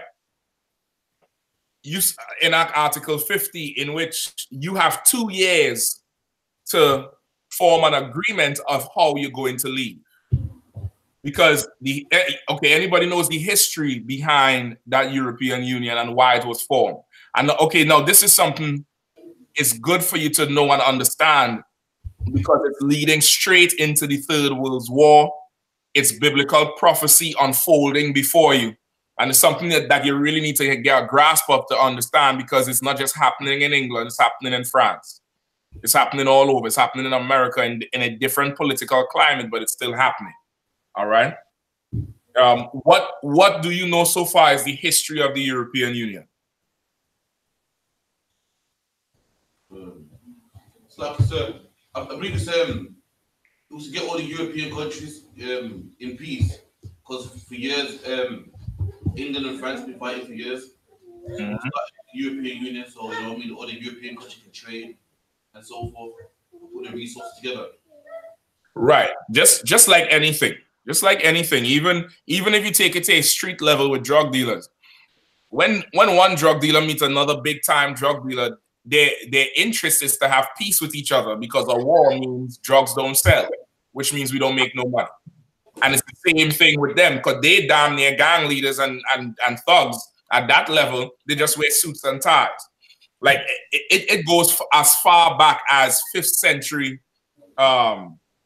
As 5th century BC or AD with the fall of Rome. After Rome fell, it split up, then you had the different wars. Then you had different countries and regions starting to come together to form alliances, so that, you know, 2 is better than 1. You get the point? That type of philosophy, that type of mindset, that we, rather than we fight each other separately, we could join. And we could now absorb the pain or the cost or the losses of fighting wars. You understand? So that strategy took its way all up into the 1700s and 1800s, where you had what? The French Revolution. After that, you had the American Revolution, right? In which France aided America, but it was to France's demise, because France suffered financially after the help in America in the American Revolution. Go ahead. Oh, so it's like, yeah, like on the movie The Wire, when they had the co-op, like that kind of thing there. Thank you. They had the co-op. They come together because a war means drugs don't sell. A war means the customer is dying, because, you know, they're gonna get shot when they had a drive-by. A war means your low and mid-level sellers are dying, which means they're not moving the quantity of drugs you want to move. You're losing money. So why not let's just have a treaty and have a peace and come together and just sell everything and split the profit? You understand? There'll be no war, but the profits will be so great. Even if we split it up, we'll make more than we would together separately. So that's what it led into. That's how you form the European Union. And that's really the whole process of it. Now, I'm speeding you along. With the French Revolution, what time you have there? Close to 9? Okay, with the French Revolution, you had that taking place just after the American Revolution, just after America broke away from Britain with the aid of France, with money and soldiers and stuff like that. Boom, America got their independence. After that, shortly after, France had a serious decline in their economics. Who was the king at that time? Louis the 15th or the 16th or something like that? I believe it was Louis the 16th. I forget his woman name. Two of them lost their heads by the end of the revolution, by the time Napoleon came in. But they had damn near the same thing there, where the rich wanted a certain amount of power and did not want to lose any money. So they started taxing the poor. And the poor was not having it. They started reconstructing the politics where the rich, the aristocracy, and then I forget the names of the groups, but one group was the rich who was in power. The other group was the religious leaders, and then you had the poor people. The poor people was, of course, the majority. The other two was not the majority, but they wanted to have special voting power where like one of their votes count for 10 or some shit like that to balance it off. The poor didn't have it. They went back and forth for a while. Then they started introducing taxes on wheat. For the poor wasn't having it, and that started a series of revolts and rebellions, which finally ended when Louis XVI fled. Where he fled to Belgium or Wales, one of them territories where his cousin was ruling, his cousin who was ruling over Belgium. I forget his name. He was a mass murderer too. What's his name? Come on, someone, one of y'all help him out. It's not Napoleon. Napoleon's the short dude who came in after. Who was the guy who was ruling Belgium? And he killed a ton of them Hamites, like 10 million of them or 15 million. Not Mussolini. He's a famous dude too. Leopold. Leopold is his name. You all ever heard the name Leopold before? Leopold is related to King Louis. I think Louis fled France once the table started to, turn. Once it started to get turbulent, the poor people saw that as he did not care about them and he sided with the rich. When that really wasn't what happened. Louis was, historically, he's known as a weak king. He was very weak, like a pushover, right? And he fled because, of course, he thought they was trying to kill him from within. The poor, in gaining power with the revolts, looked at it as Louis did not side with them. They caught him. They tried him for treason, not treason, I forget the sedition. Forgot the name of the charge, but really it's, defecting.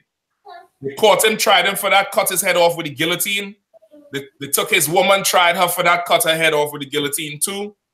Then Napoleon came in, and after that, you all know the history with Napoleon. Napoleon as a man went to war. He was a dictator the same way. But it's the whole thing of the oppressing the poor, and then there's a revolution happening. So now, with all those things happening, within that time of the French Revolution, you had different alliances being formed. And as time progressed, they was looking at how it was affecting the region, where they couldn't trade with each other because you belong to this crew. You belong to that crew. Like when with Louis the 16th went and made alliances with Belgium and Wales and all of them, there was differences where they couldn't trade with each other. They came together and formed the European Union where they could trade across borders. There was no tariffs. There was nothing. They had certain things that had to be done. They would absorb losses as a union, and they would split the gains as a union, right? So now comes the Brexit. They enact the Article 50. They're ready to leave. They have 2 years to come up with an agreement on what is going to be the future of the UK, the future of Britain after they leave, right? So from March 2017 until now, Theresa May has been negotiating with the European Union, with different countries, on how we're going to keep up with trade, because of course, no, Britain ain't going to be part of the EU anymore. And it's something they did not consider when they was considering the xenophobia, which is get everybody out. They did not consider that the European Union will put tariffs on Britain and tax them out of trade, which would mean you landlocked. You can't do nothing. You probably will have to trade with America now. You get the point? It did not consider that. Britain is the number 3 target of export for Germany, which means, you know karate like he BMWs and them, right? And what's he called? Dungabar swears the baddest thing on the world. It could fly to Mars and back. Sirocco, sir. The Sirocco. Where that come from? Germany, I don't. You understand? Like Britain consumes a great number from Germany. So Angela Merkel, who is the British Chancellor, she was very concerned about the UK exit. She did not want Brexit because it would impact Germany's bottom dollar, because Germany's selling a whole ton of stuff to the UK and Britain. You get the point? Karate, what article you hold? Which one you hold? Which one you have up from Forbes? You mean reasons left the EU, sir? Yeah, give me that one. Several different surveys, polls have asked why Brits voted to leave the EU. The 2 main reasons were to leave were immigration and sovereignty. Mm-hmm. Whereas the main reason people what is it? It was 3 main reasons or 2? 2, sir. Okay, I think the one I want is with 3. 3 main reasons. 3. Okay, the head of the article, I think, is 3 reasons Brits voted for Brexit. What was the 2 they gave you? Economics and what?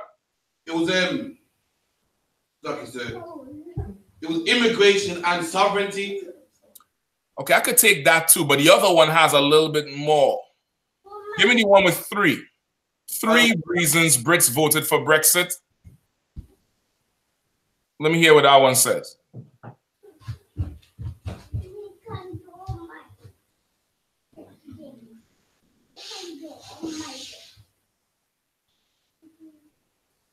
You got it?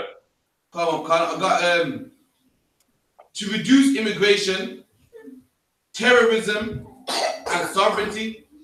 To reduce terrorism and sovereignty. Okay, there's one where it says economics, sovereignty, and politics. Political elitism. They're all basically the same thing, but I think this one has it best. Come on, Carter. Go ahead and read what you have. Let me hear it. I got respondents who emphasize the national and personal economic costs of leaving the EU voted overwhelmingly to remain. Regarding community, and surveys showed that people believe that leaving the EU would reduce immigration to help protect Britain from terrorism and to keep sovereignty. Right? So that's what we talk about, the xenophobia, right? Go ahead. Hello, Carl. How much did the perception of the risk leaving or staying make a difference to the decision? Were voters driven strongly by anxiety over perceived threats from immigration arising from free movement of EU nationals into Britain? What were the roles of prominent politicians such as David Cameron, Boris Johnson, and Nigel Farage in motivating people to vote? Either to remain or to leave. Survey research support by the UK in the Change of Europe programs allows us to assess how these other factors influence the referendum votes. Okay, hold on. That's not it. Okay, this is what I type in for me. Just Google 3 reasons Brits voted for Brexit. And it's that first article to the top. It's an article from Forbes magazine.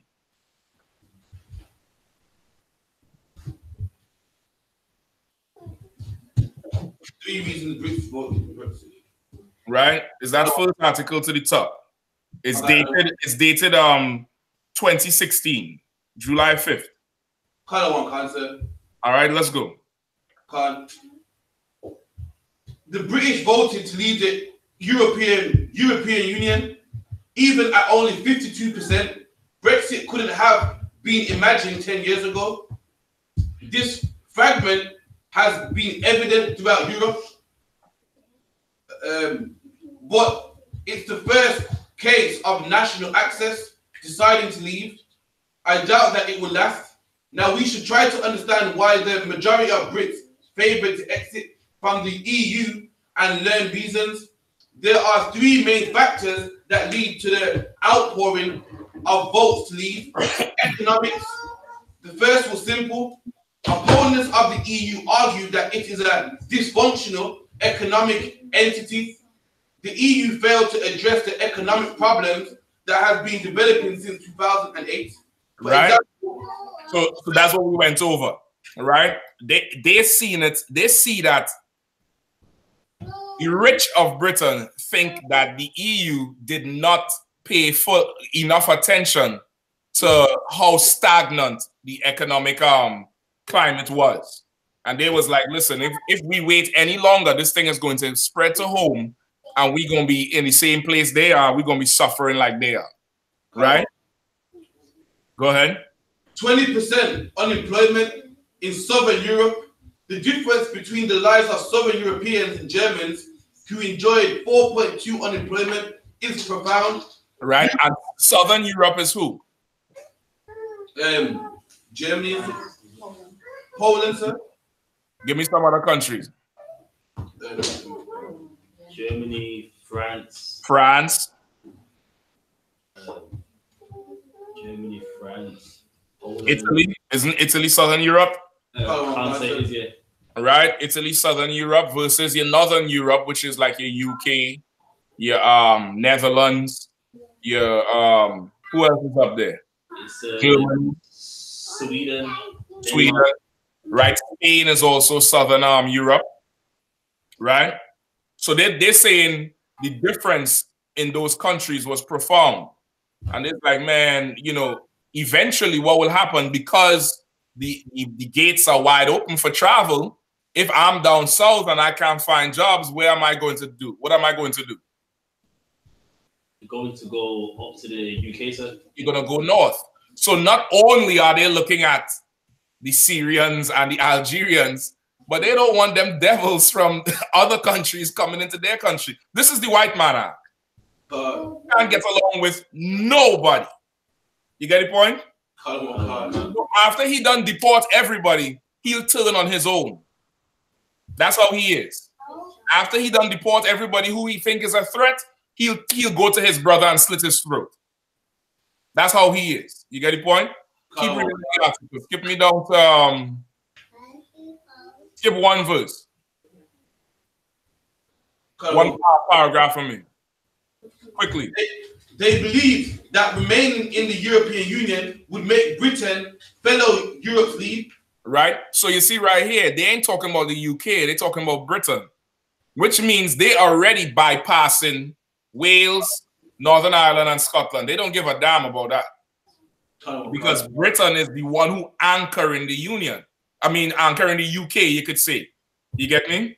Britain is the one who holding shit down. So there's like, man, F y'all. Y'all gonna have to, you know, fend for yourself. We out. You get me? Keep going.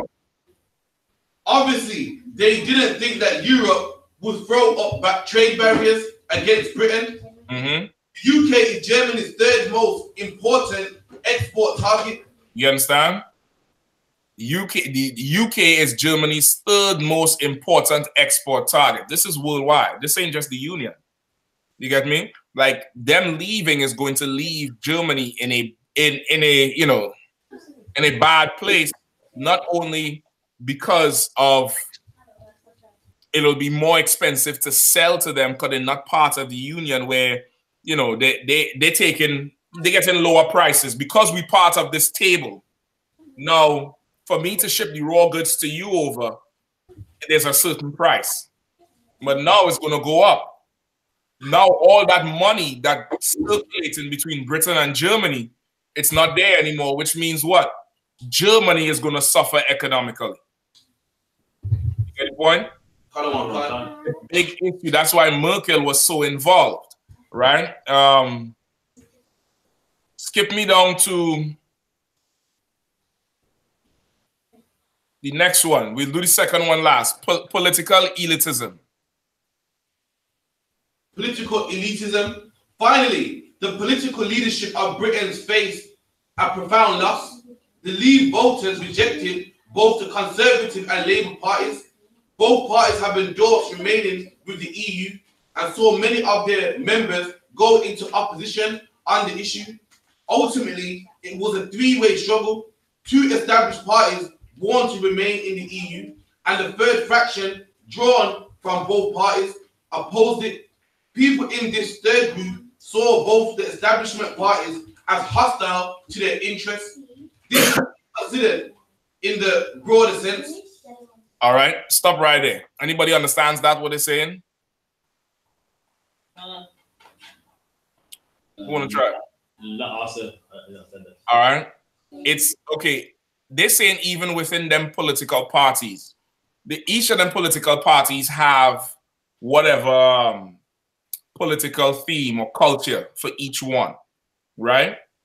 Within each of them parties, even in the opposition, you had the top tier rich devils who wanted to leave. They didn't care about the party's political view or culture. They wanted to leave. That's why they left the two parties and went into the opposition. And that's why the opposition had more. You get me? Like, this thing is about money. This thing is about my pockets getting short. And these devils, okay, these devils is talking about maybe losing $1 million a year. Each of them. It's so much of them. But okay, I mean, they're so greedy, they can't take a loss of $5 million a year. And they're making something like, what, 50 million every year? You understand? But 5 million a year, they're like, listen, if we do this, soon we're going to be like them niggas. Soon we're going to be bagging up groceries in Tesco, and I ain't doing that shit. Time to leave. You get the point? So they break apart from their political alliances for the sake of money. All right? Where you at? Read the next paragraph from here. The possibility of Brexit frightened financial markets. They said so loudly. What they did not grasp was the degree to which they had lost legitimacy in 2008. Right? Like, okay, this was something, you remember when it was announced, all the stock markets across the world started to take a dive. When it was announced that morning, I remember it happened like Thursday night or late or early Friday morning when Cameron stepped down because of it. Man, that sent ripples across the world because everybody's looking at their money. Because now if the union is in jeopardy, now all the trade I'm doing, all the business, all the merchandise I'm sending over there, what will become of it? Now we had tariffs and trade and I had to pay more money. And the profit I'm getting, I had to pay an extra tax on it. Nobody don't want that. These devils ain't having that. You get me? Skip down to where it says, this is not a new phenomenon in Europe. This is not a new phenomenon in Europe. So like, skip up to where it's vital to understand. It's vital to understand that Brexit was a vote against the British elite. You understand? Go ahead. Voters thought politicians, business leaders, and intellectuals had lost their right to control the system. You understand? The same thing that happened with the French Revolution. You understand? Them poor white people who can't talk no good English. Me and me this, me check is this, and me this is that. And horrible English, no teeth, just horrible even to look at and hear. They voted for Brexit because they was like, yes, me want me country back. You get the point? Because they're thinking them politicians not in a position to run nothing because they're not looking at it from our point of view. Well, right amongst them politicians, you have the rich elites who will side with them because they know they need that mantra going forward in order to fully separate. Similar to what Donald Trump did in America. Donald Trump's base was your rednecks, your poor white trash, your trailer trash, married to those rich racist white people who couldn't be openly racist. They needed those poor people to come together to mobilize and generate that whole culture of make America great again. You taking all our jobs. I want my country back. You get me? Keep going. This is not a new phenomenon in Europe. This is not a British phenomenon. Either is it something that is sweeping Europe and China. And with the rise of Donald Trump, it's also present in the United States. It's also present in the United States. It's the same thing that's been happening. And this is something that's very important. Who knows why? Because it's showing that, the white man, it's showing that like the white man wants to be separate and that we should be separate also. I'll take that. I'll take that. Anybody else?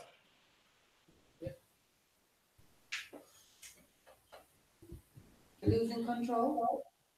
Losing, explain a little bit more.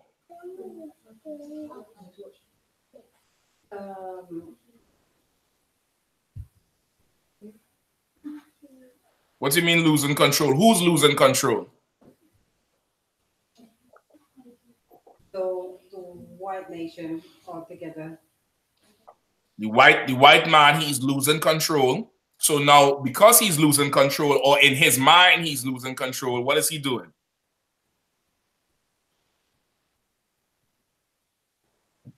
Stepping up his action against. Against? Go ahead, I hear you. But against people like us. People like us and people not like us. He's stepping up his action against everybody, which is, okay, this is a time in the earth that is prophetic. That's what we live in right now. All right, both y'all is absolutely correct. Give me Isaiah 13 and 14.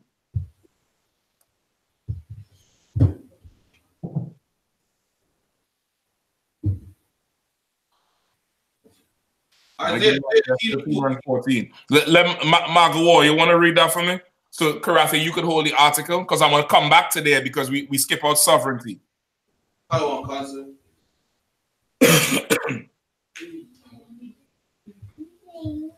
Isaiah 13.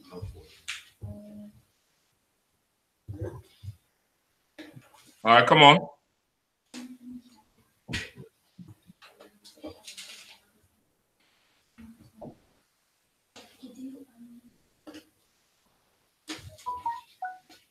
Isaiah 13 and 14. And it shall be as the chase road, and as a sheep that no man taketh up.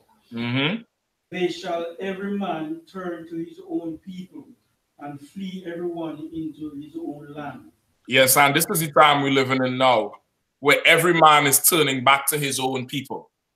Every man is turning back to his own people. You understand? If you all had food and stuff you all wanted to share out, you all could do that too. I know you're probably, might want to eat or drink or whatever. You all could do that too, all right? Prasha? All right. So this is the time we're living in now where every man is turning back to his own. What's the problem with this? Everybody is having a sense of nationality. Everybody is, make America great again. Britain first. Them Arabs and them is, coming up with the whole Islam power. What's the problem with the whole tide of the world? Chinese is standing up with their nationality. What's the problem with the tide of the world? When I say the tide, everybody, how like just imagine a beach and the tide coming in and coming out. We're moving in unison. Everything come in and everything go out. And right now, the tide of the earth is everybody is turning back to their own.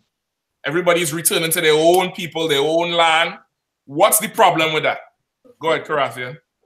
We got no land, no nationality to turn to.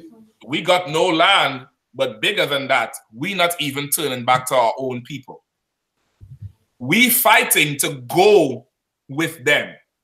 We fighting to be American. We fighting to be British. We fighting to be Muslim. We fighting to be German when the Germans don't want nothing to do with us. The British don't want nothing to do with us. America don't want nothing to do with us. We should be fighting to turn back to our people. You get me? All right. Give me back the article now. Go back to the one in the middle. I think is what? Sovereignty. Go ahead.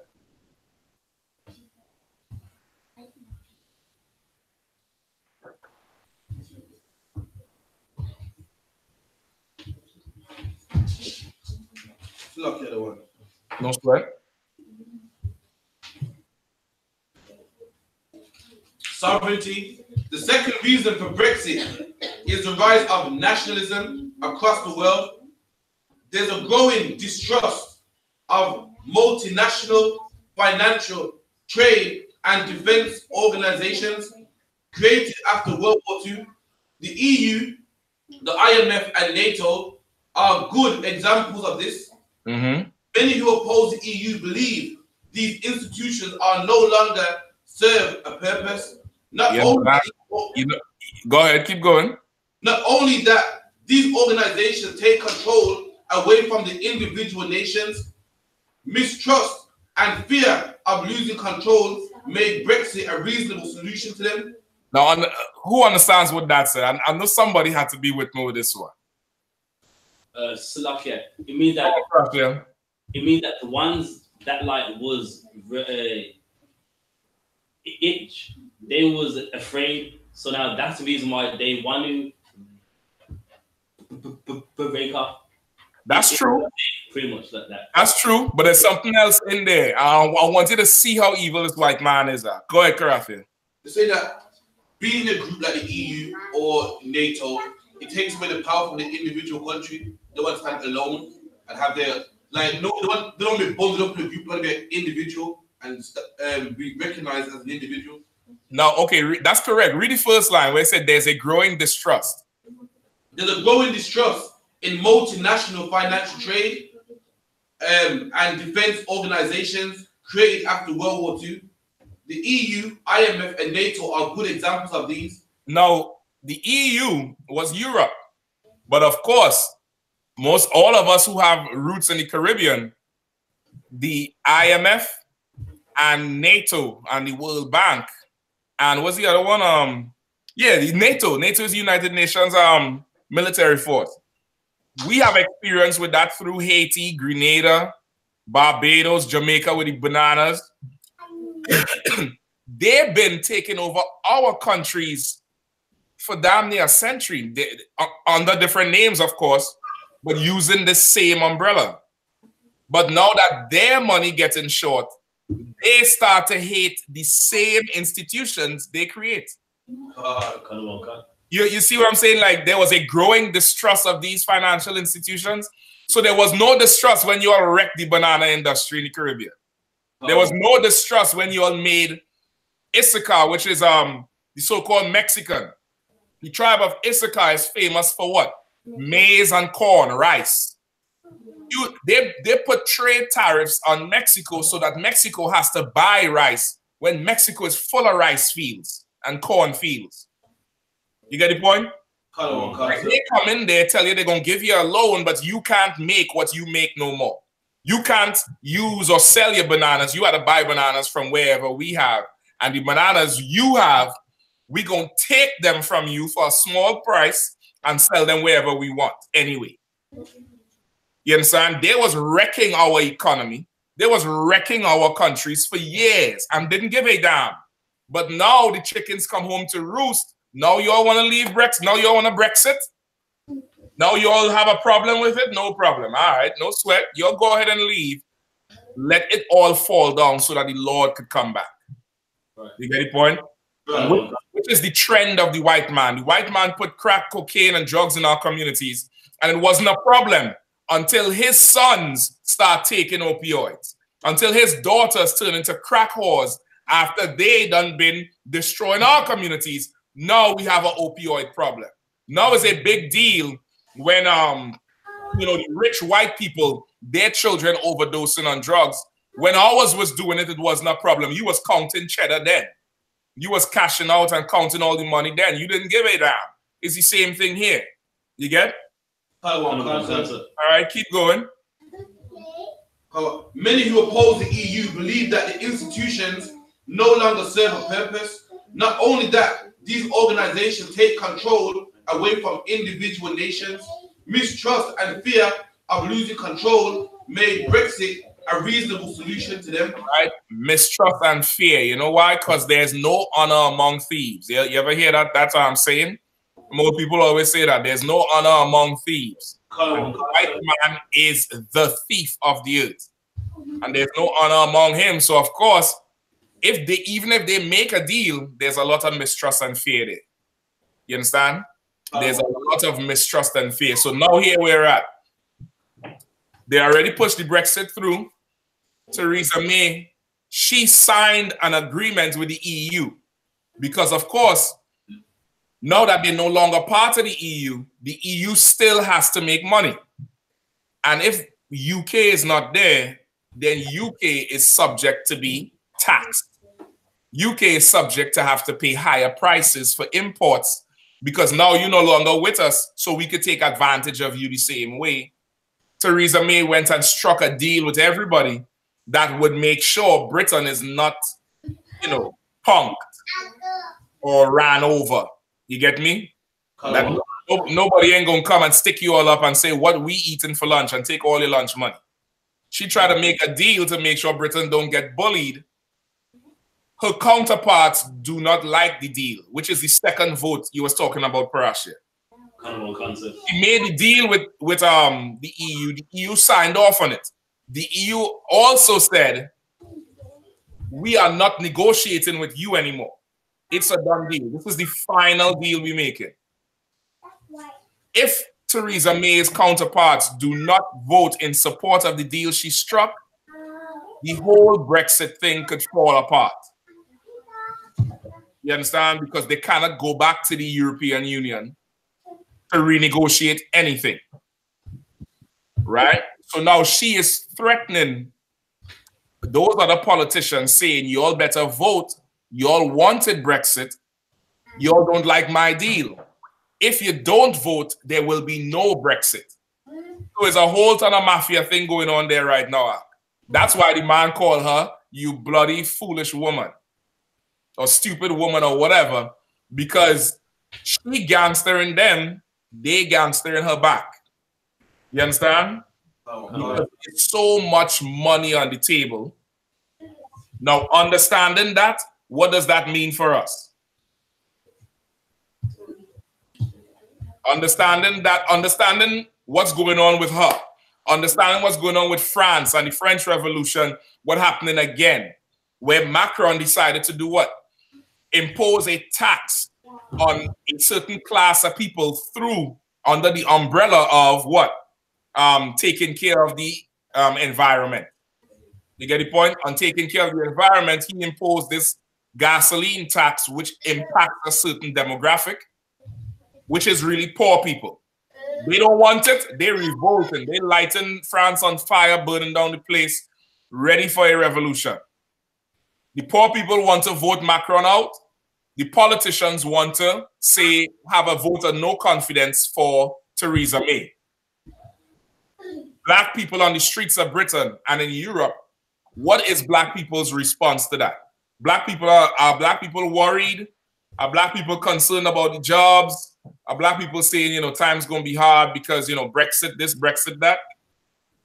Answer there, not sir. All right, tell me what are most brothers and sisters talking about with respect to this whole Brexit thing, France, everything that's going on? From my understanding, no one really cares. Like amongst us, they watch it and they know of it, but it doesn't really get to them, sir, like in a way where they think it's going to affect them. Nobody really cares much about it. I know the brother almost ready to roll. How much more time we have for him, Prasha? We got how much time? 3 minutes. About 10 minutes. 3 minutes, sir.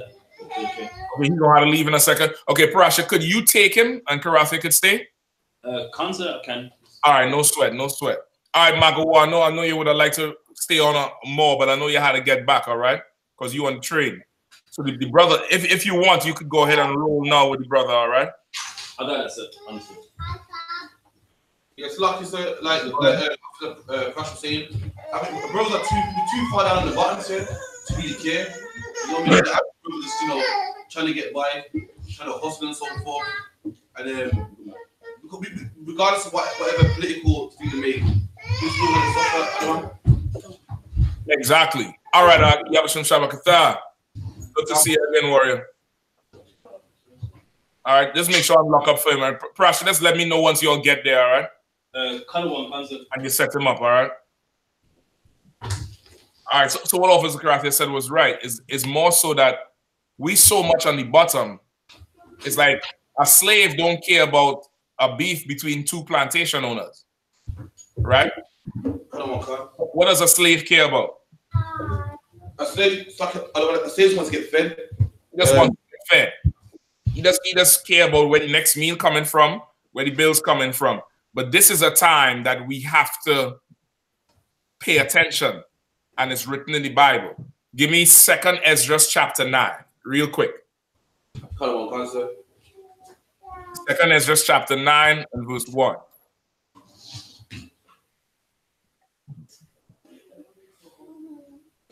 Nine and one. Mm-hmm. 2nd Ezra 9 and 1.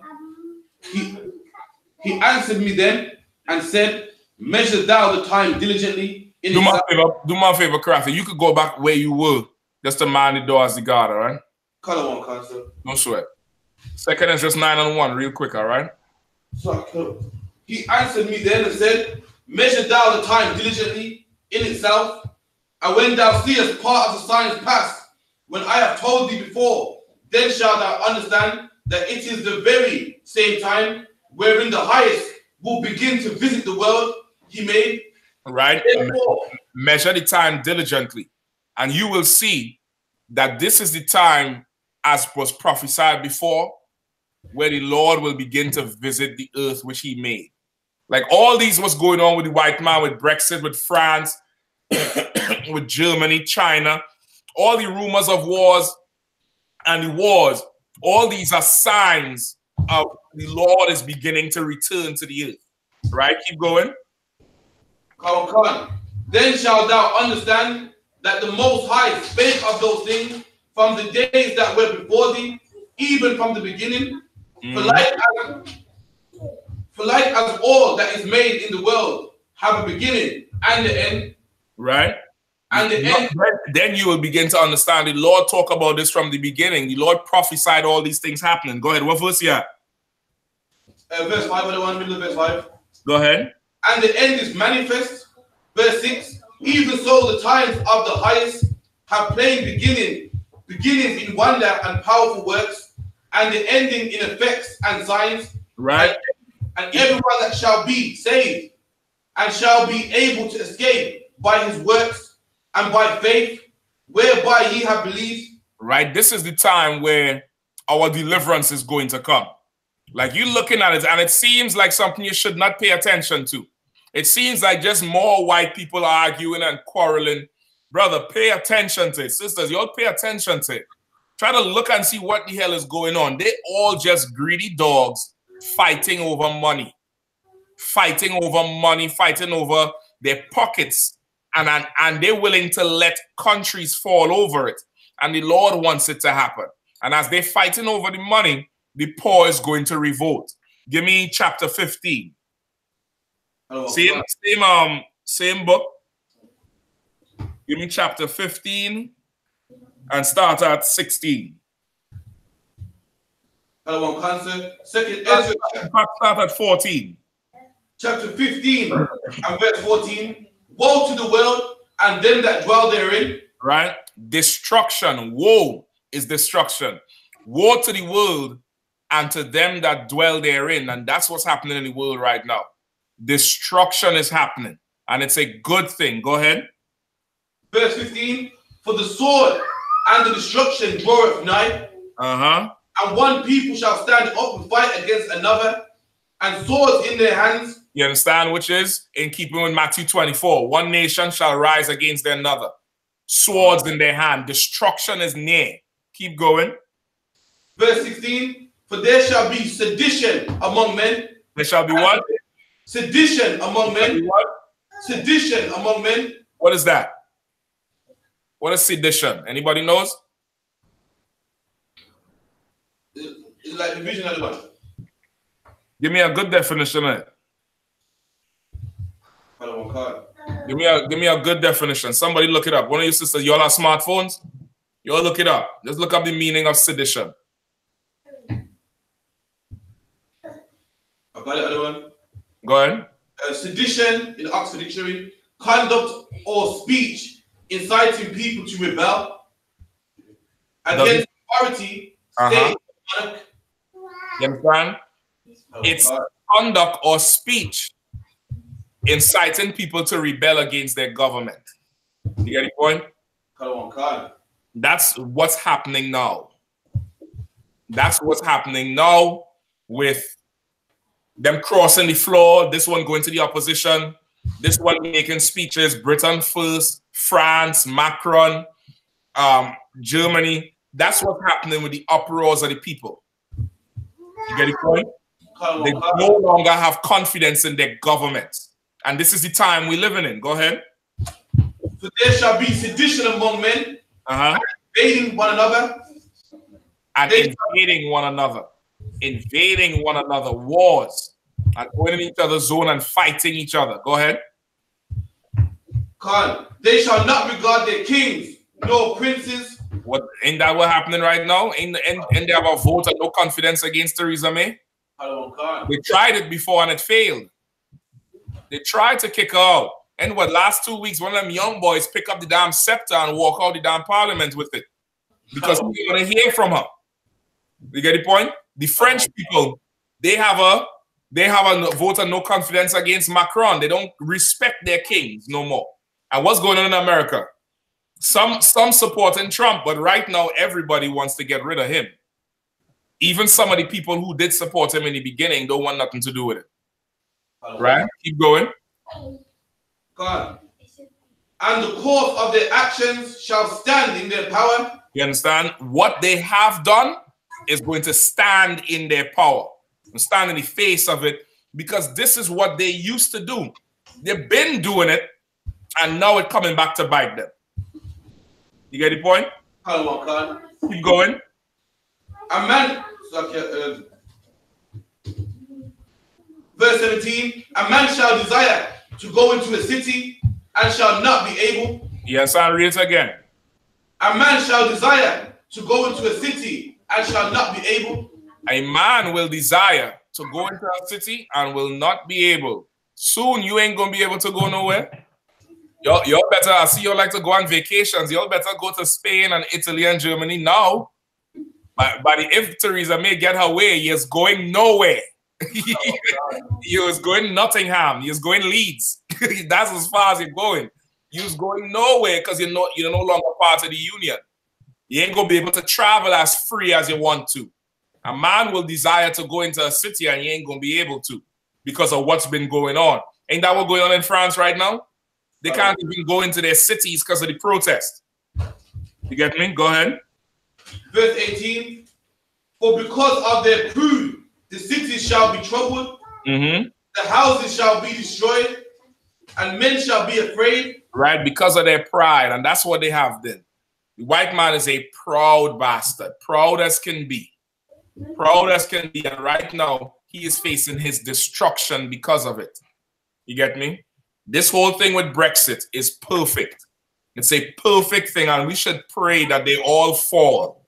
That they separate and fall because of what they've done to us. And it has never been answered. They've done things to us. And now they're suffering for it. And expect to have some sort of, good turnout. Some sort of good conclusion because of it. Why? Why should they have it? They should never have it. You understand? They should not have it.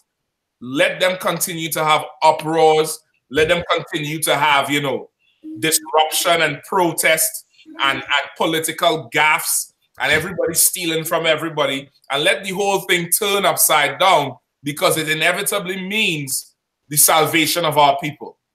That's what it turns out to be. It means that now our people is going to get salvation, because this is the beginning of the time where the Lord is going to start visiting the earth.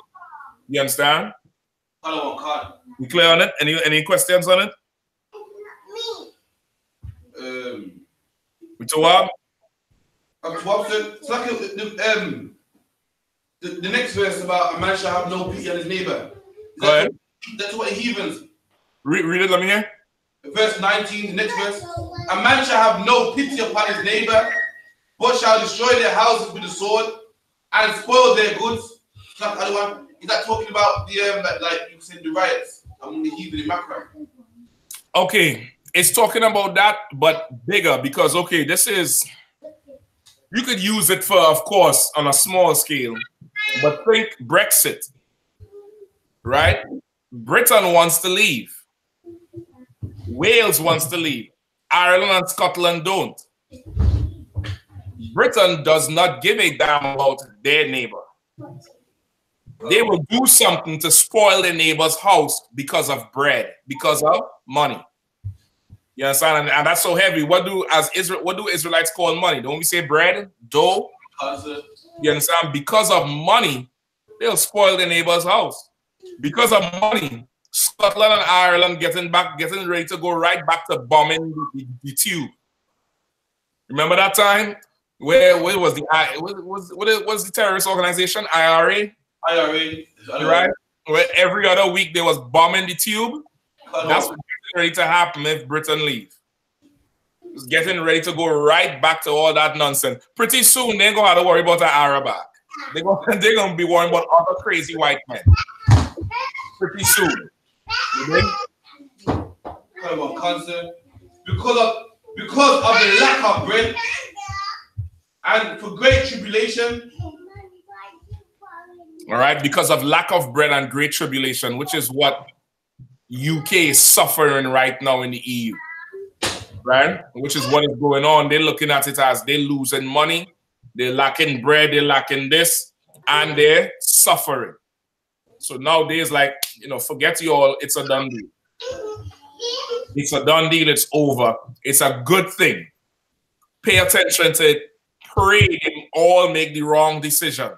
Pray they all vote in favor so that the Lord could destroy them and show how weak they are and show how misguided they are. Pray that it happens, because this is the time the Lord is beginning to visit the earth. You understand? All right, no sweat. Y'all good on New Year's? Anybody had New Year's questions? Or y'all to what? Go ahead. Is New Year's like the God with two faces or something like that? Janus. The God Janus. You look up Janus. I don't think he's the God with two faces. I'm not sure what his thing looks like. But I know Janus, he's the God of doorways. Doorways, an entrance, like if you're going through a door, right, and crossing a threshold, right? Janus is the God that they named the month of January after as the first month, because of course midnight December 21st is, you know, you're going into January, or you're going into Janus, the month of Janus, which is the month of so-called new beginnings. All right, you have it. Janus presided over the beginning and ending of conflict, and hence war and peace. The gates of building in Rome, named after him. As a god of transitions, he had functions pertaining to birth and to journeys and exchange, and his association with Portunus, a similar harbor and gateway god. He was right. He was he was the god of transitions, of beginnings, of starting here and finishing there, or ending here and starting there. That's why everybody is what? You have New Year's resolution, right? This year, I ain't doing this no more. This year, I ain't doing that. This year, I'm not doing this. That was just good for last year. This year, I'm just doing this, which really is, next year is what? Tomorrow. You get me? It's one day away. If you were going to make a change, why not just change now? Why wait till next year to, you know, stop getting high or whatever it is? You know, everybody had a resolution of what they're going to stop doing. Why not? Why wait? Why not just do it now? Because you're caught up in Christianity and the white man's culture. You want to wait on Janus because you're really worshiping Janus. You want Janus to bless you as you go from midnight, December 31st to, you know, the morning of January 1st. You understand? And of course, that is not the new year. You all know that, right? The new year is when? So like I said, April, the month of April, about April, spring season. It's springtime. Everybody knew that? Your sisters, you're familiar with it? You're Tawab? Okay, no, so everybody understand it, right? New Year's is around the springtime. You find that in the book of Exodus. Also, Daniel chapter 2 will tell you the white man seeks to change the dates and the times, which he did with the Julian calendar and switched everything around, added months in, renamed months, stuff like that. You understand? The New Year's is not January 1st. The New Year is around spring. It's literally 14 days before Passover. Whatever the Passover is, 14 days before that, that is, if you want to mark it for a date, that's the New Year, but it's the spring season. That's what the New Year is, all right? All right, no sweat. We Tawab? All right, so we're going to just salute out because of the time, all right? Imagine. Salakia, read the announcements, Salakia. That pass the class over to Priest and Officer Karafi.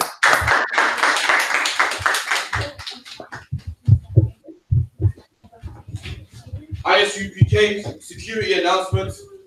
With the I.S.U.P.K started at 1 West, 125th Street, Harlem, New York, under commanding General Yohanna. Rule for a new brother and sister. When a new brother or sister comes to the school, they are off limits for 6 months. They are to be saluted only. They are here to shed themselves of the world. If they need transportation, the teacher will arrange it. After 6 months, if a brother or sister has an interest in a particular person, he or she must get permission from the head to speak to a brother or sister. There is another 6 months in which the brother and sister will call each other. After the 6 month period, the brother and sister will get permission from the head to marry. Tithes, which is a commandment. Numbers 18:21, Malachi 3 and 8 to 10, means 10 from the Hebrew, 10% of every penny of any increase the Lord gives you. Give to the Treasury Department or the teacher. Priest fund, not mandatory, whatsoever amount you would like to give. Upcoming holy convocations is Purim. I believe it's the 8th of February and 9th of February. February 18th and 19th. Salakia, February 18th and 19th, the Feast of Purim. Or Akraf, check the bulletin board in the hallway and check all I.S.U.P.K social media. That's Twitter and the Instagram and Facebook. If anyone wants to be a troop in the school, start wearing all black boots, shirt, pants, headband, and a headscarf. And with that, I madam, stand. I madam, one courtesy to the teacher. Like, sisters, be seated. Bro, sorry. Menavisha, I madam Shabbat. I madam Rak. Yahweh Hashem, Yahweh Shabrakata. Yahweh Hashem, Yahweh Shabrakata. Yajamata.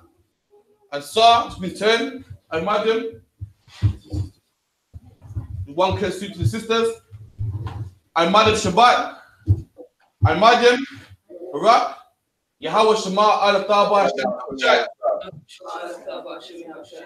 Yajamata. Class dismissed.